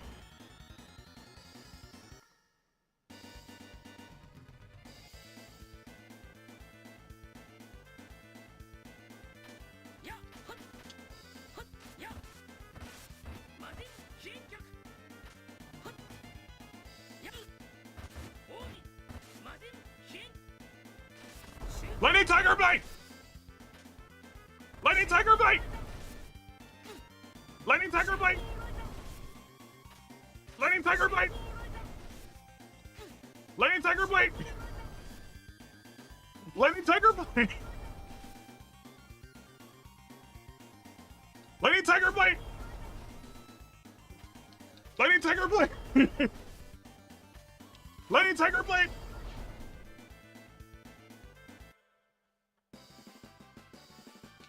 Yeah! Yatta! We won. Bleh. Alright, Class, are you alright? Like you said, Mayor was being controlled and by a monster. I suspect it was one of Deos's henchmen. It probably wanted to kill us off after Mayor spilled the beans to me about Alvanista last... Oh, sorry.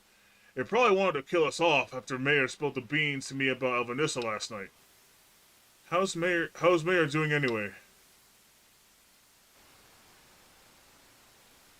Didn't make it? Poor guy. Chances are Dias knows about us now. We'll have to be more cautious from here on out. Okay, so Mayor died too? Damn. Is there no way to save people from Deos's control? Or if you're just controlled by Deos, you're just kind of fucked. I kind of feel sorry for Mayor.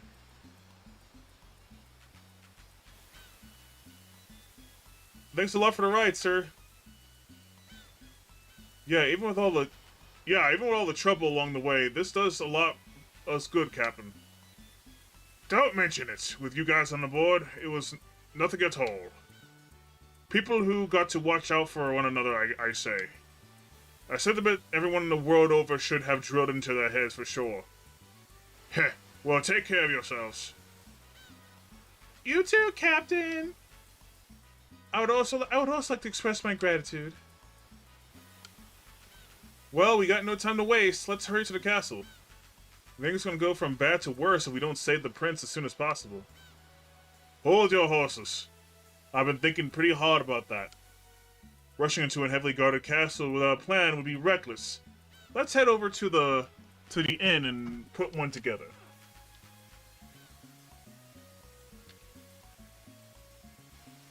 Man, I'm trying to find out why I can't go on a trip around the world, but this swabby refuses to help me. Let me travel, I'm begging you.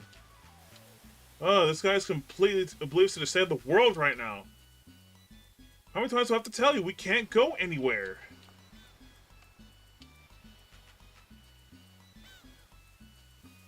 We're in a beach town. This ferry is about to depart to Barbellum. If you want to ride with us, fine as we know you have a one-way trip. Okay. No. This guy takes us back to Belladam. Okay. That's good to know. The food shortage in this country just keeps getting worse. It looks like we might have to start importing rice from the Euclid region, of all places. I think we should just wait a little longer and see if the situation improves before taking such measures. Dandy. This country is suffering from a food shortage. I'm trying to continue the shippers here to bring some back from Euclid. Oh, is there any way I can possibly persuade you into selling all that rice you're carrying? Please, I want to take it off hands for 1,000 gold? Yeah, sure. Take my rice. You best not go against an evil crab. Many a good man have fallen victim to its nefarious devices. Dear Mr. Crab, please move out of the way. We don't have time for this.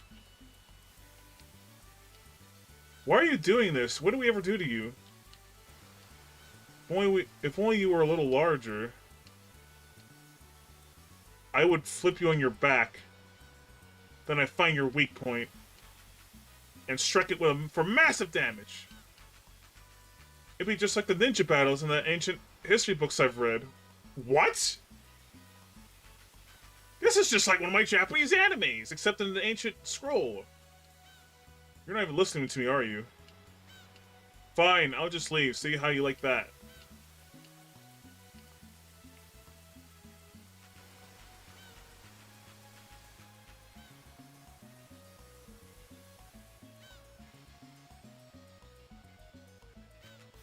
Oh, he blocks me from the treasure chest.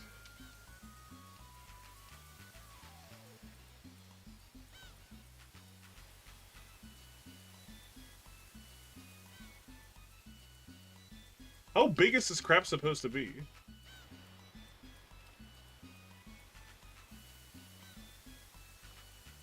I guess big enough to be an obstacle. It's kind of weird, though.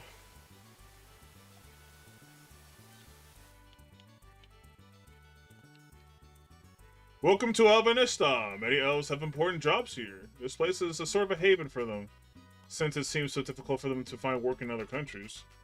The king is doing this because he wants to completely integrate magic into our country's society. He's very progressive. Yeah, progressive. Ha ha ha ha. Yeah. That word's dirty, chat. That word's dirty. The pub's a hotspot for adventurers seeking an expedition to the Moria mine. Most likely because that's more or less the only place where they can get an entry permit.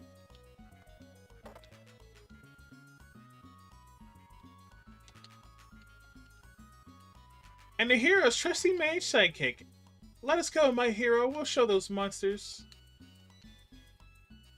Taste divine. Cooking always sends me to seventh heaven.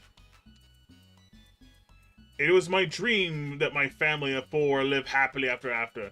But what do we do if this town gets caught up in the war as well? Hiya, I'm the hero! Oh, okay. She was referring to her... Okay, so the little girl was referring to herself as the hero for that boy. Okay. I thought the little girl was hitting on Kless. Which wouldn't be the first time there was a loli hitting on the main character in the game, in the Tales game. I'm out! Huh? Weird. Holtenya? Wait, what? Holtenya. Welcome to Holtenya. That's an interesting name.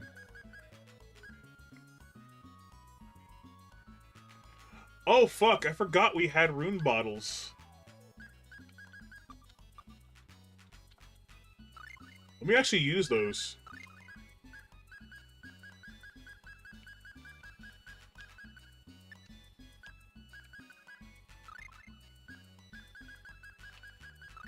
Oh, this is what we need to get the weapons. Oh, fame and faith. Fame and faith. What the hell kind of weapon is this? We just got the halberd. It has a lot of slash. And not so much thrust. It's technically worse than, It's technically worse than my halberd in many ways. Like, it has better slash, but it's less accurate and has less thrust. It's worse. It's not worth having, honestly.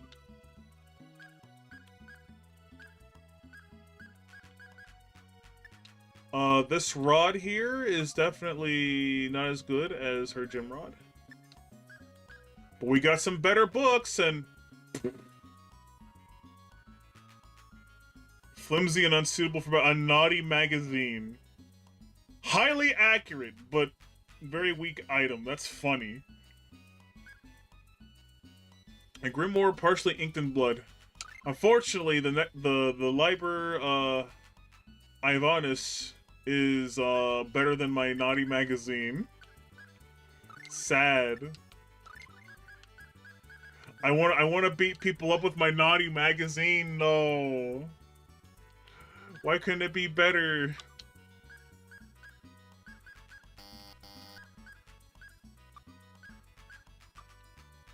That's funny. I heard this from my grandma, so take it with a grain of salt, but northwest of Midgard and west of Valhalla Plains exists a forest where the horned white horse lives. That's what those little gnome guys or dwarves told us before. Northwest of Midgard and west of Valhalla Plains. Apparently it only revealed itself to pure maidens. Okay.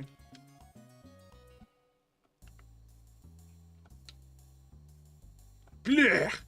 Feel like crap. drink too much. You a swordsman? Wanna buy this arcane art book? Did you say arcane art book? Oh, yeah. 6,000 gold is good. I just bought it, chat. I didn't even check my money. Demonic sword rain. Ooh.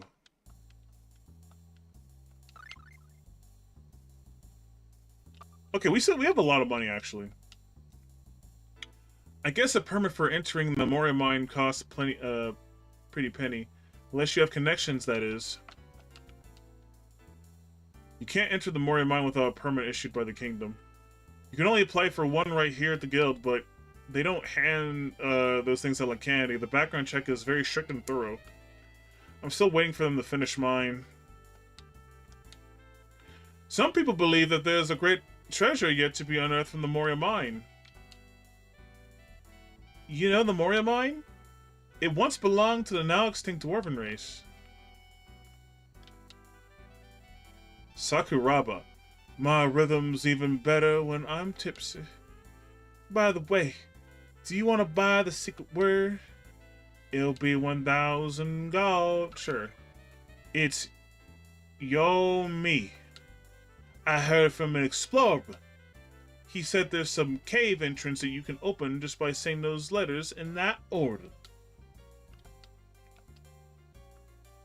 Excuse me, but can you give us directions to Moria Mine? Yeah, just take the eastern bridge and go south along the mountains, and go east when you go to the southern end of the range.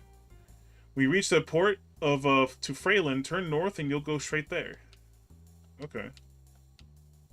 I hate this stubborn jerk. Wish he'd leave me alone already. Is this man bothering you, ma'am? I'm joking. Hey, baby. How about we blow this popsicle stand and go someplace nice? Flirting.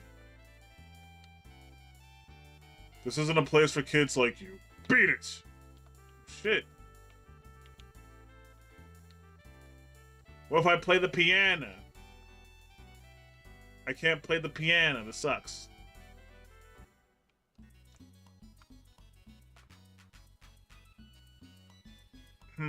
Chat, I'm not gonna lie. I kind of feel like ending the stream. I'm a wee bit tired. I'm also pretty hungry, so I think I'm going to go to an inn and save wherever I can save, and then yeah, we'll play more Tales of Phantasia next week. Sorry for the short stream, and also I apologize for being late, but I do think we're making good time in Tales right now.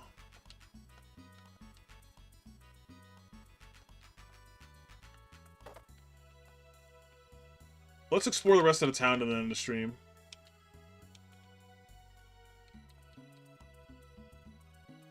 Elves are so beautiful, so majestic, and damn, they are hot! I need to date one now. With my luck, though, I bet they just shoot me down. I bet they're so foxy because of all that organic foods they eat. Oh man, hubba hubba. There's a theory that mana, the source of magic, is created by a process called magical photosynthesis. Sounds pretty fancy, but what the heck differentiates from normal photosynthesis? Pig out. Hey, chat, let's pig out. Let's pig out, chat. Let's pig out. Get that good food and pig out.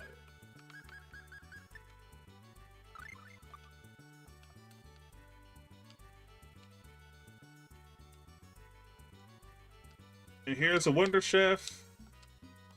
Oh, we got some spaghetti. Nice. Actually, do we have any food that allows us to get TP?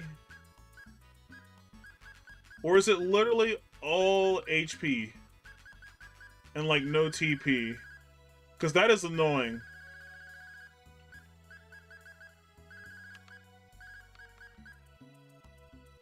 One, two... We have 9 recipes. And none of the 9 of the 25 recipes we can get can restore TP.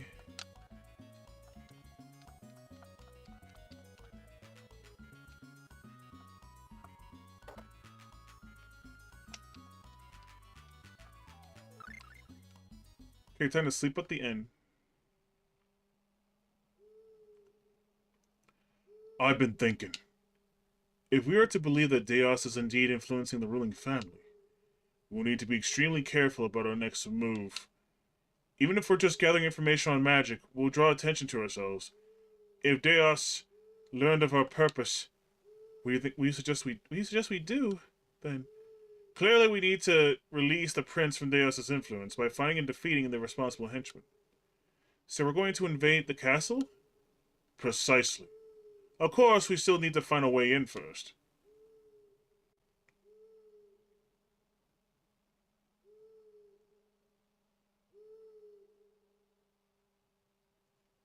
And? Hey, why are you guys staring at me with such creepy faces all of a sudden? Wait, you don't mean on my broom? Hold on, are you guys for real? The rest of us can't fly, and somehow I doubt the castle guards will fall for any of your... Sorry, the rest of us can't fly, and I somehow doubt that the castle guards will fall for any of your flirtatious shenanigans. Okay. Well then, since that's settled, should we get the show on right now? Faster is better, ain't it? We only have one chance to do the safe thing correctly. It would be best to make sure that we're prepared, even if it costs us a day. To get to the castle? Nope. I don't feel up to it right now. Let's do it tomorrow instead. Yeah, let's do that. Let's do that next stream. Now is not the time. I need first I need to save.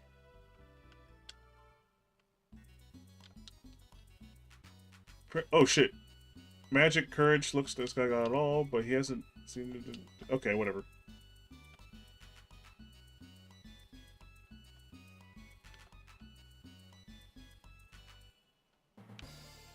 Oh, I could just save here. Okay. Yeah, we'll save here, chat. Anyway, chat.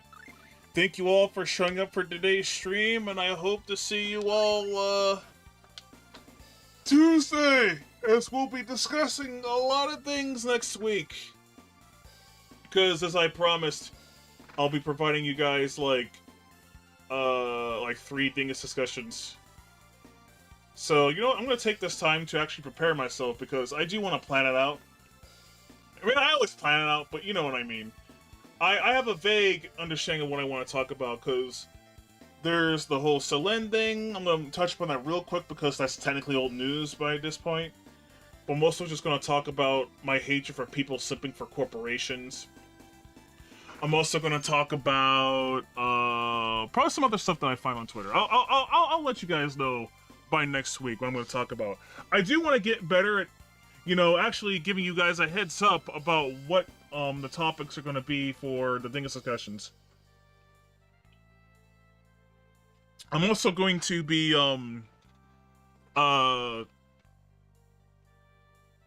doing a more variety of posts. I'm going to have some philosophical posts. I'm also going to have some, you know, anti-woke posts. And of course, the fan service posts are always going to be there on Minds.